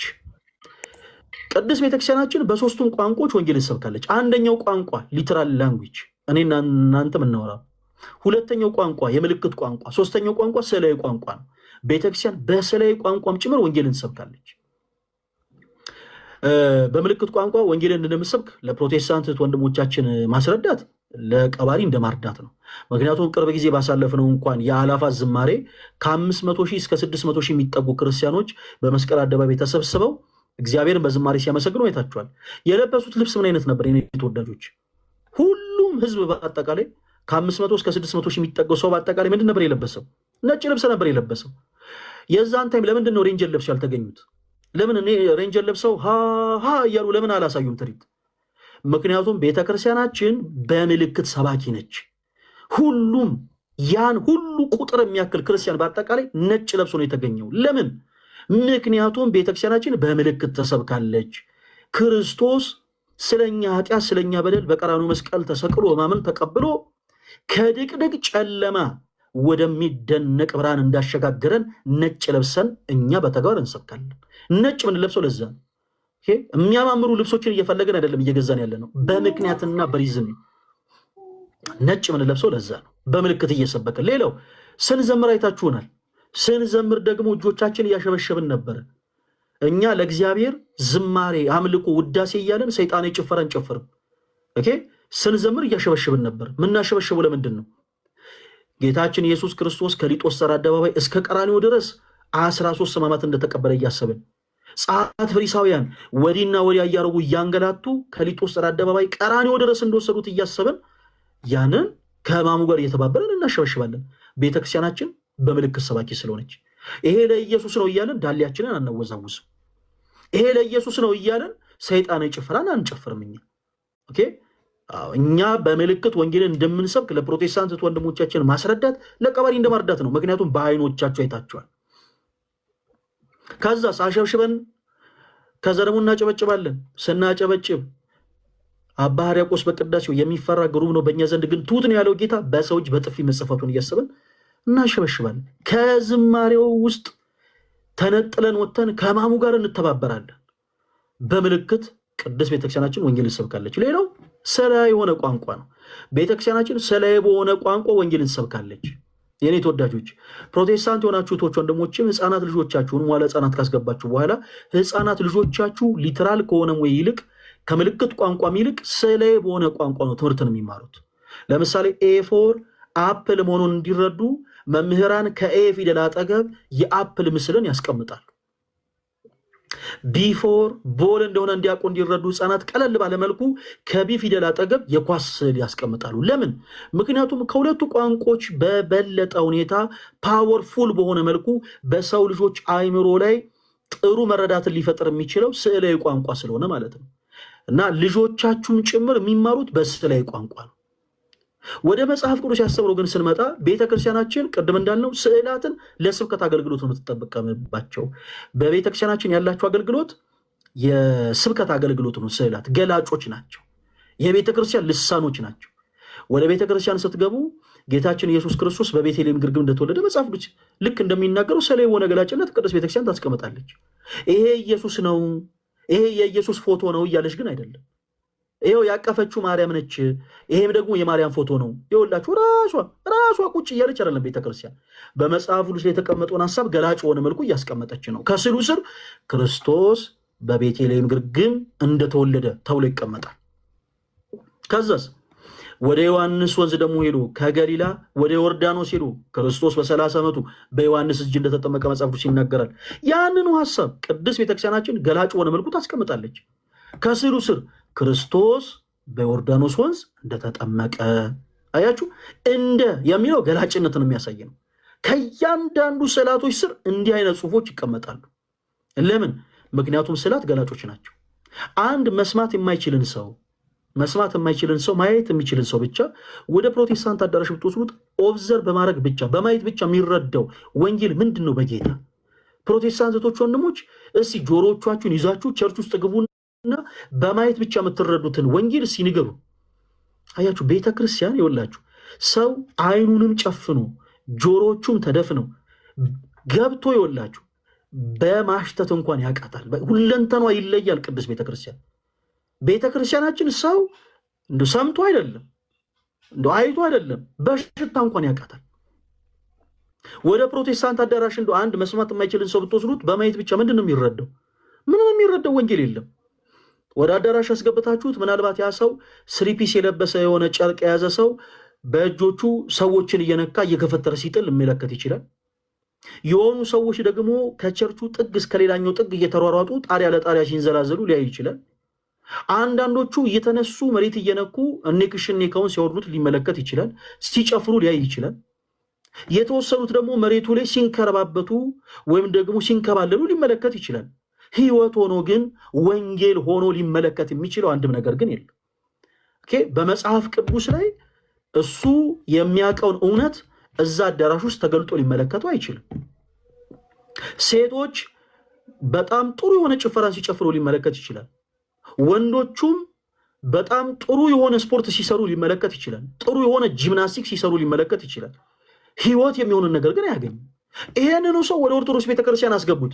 ቤተክርስቲያን ገላጭ ሆነ ወልኩ የክርስቶስ ኢየሱስን ወንጌል ትሰብክለታለች። እንኳንም ኦርቶዶክስ ሆነን ስለ እውነት ነው የምላችሁ ክርስቲያኖቶች ሆነን እንኳንም ኦርቶዶክስ ሆነን እንኳንም የክርስቶስ ሆነን ይህንን ሰው ወደ ኦርቶዶክስ ቅዱስ ቤተክርስቲያን ስታመጡት ምንድን ነው የሚመለከተው? ቅዱሳት የሆኑ ስዕላቶችን ለምሳሌ ሚካኤል ዘንዶን ረግጦ እንዳሸነፈው በቤተክርስቲያን ውስጥ ያሉ ስዕላቶች አሉ። እንደውም አንድ ፕሮቴስታንት ምን ብሎ ሲያለግጥ ተመለከትኩኝ። ይህ ስዕል ዘንዶ ምናምን ይስላሉ። ዘንዶን እንረግጥላለን እንጂ የምን ስዕል ነው ይላል። ቤተክርስቲያን እኮ ዘንዶን እናመልካለን ብላ ስላታቅ። ለምሳሌ በመጽሐፍ ቅዱስ ውስጥ የሰይጣን ስም በተደጋጋሚ አለ። የሰይጣን ስም በተደጋጋሚ የተጻፈው ግን ሰይጣን እንዲመለክ ወርሽፕ እንዲደረግ አይደለም። ይልቁኑ አቡሁ ለሐሰት የሐሰት አባት እንደሆነ እናቅ እንረዳ ዘንድ እንጂ። በራእይ መጽሐፍ እንደተጻፈ ሚካኤልና መላእክቱ ዘንዶን ተዋጉት፣ ዘንዶም አልቻላቸው፣ ሚካኤልና መላእክቱ ዘንዶን አሸነፉት ተብሎ የተቀመጠውን ሐሳብ ቅዱስ ቤተክርስቲያን ገላጭ በሆነ መልኩ ታስቀምጣለች። ሚካኤልና መላእክቱ ዘንዶን እንዳሸነፉት ማንን ኃይል አድርገው? እግዚአብሔርን። ከስዕላቱ ስር ሚካኤልና መላእክቱ ዘንዶን እንዳሸነፉት ጌታችን ኢየሱስ ክርስቶስ በቀራንዮ መስቀል ስለኛ ኃጢአት ስለኛ በደል ስጋውን እንደቆረሰ ደሙን እንዳፈሰሰ የእሾህ አክሊል እንደተቀዳጀ ገላጭ በሆነ መልኩ ቅዱስ ቤተክርስቲያናችን ታስቀምጣለች። ከስሩም ከስሉ ስር ይቀመጣል ክርስቶስ ስለኛ ኃጢአት ስለኛ ሕመም በቀራንዮ መስቀል እንደተሰቀለ።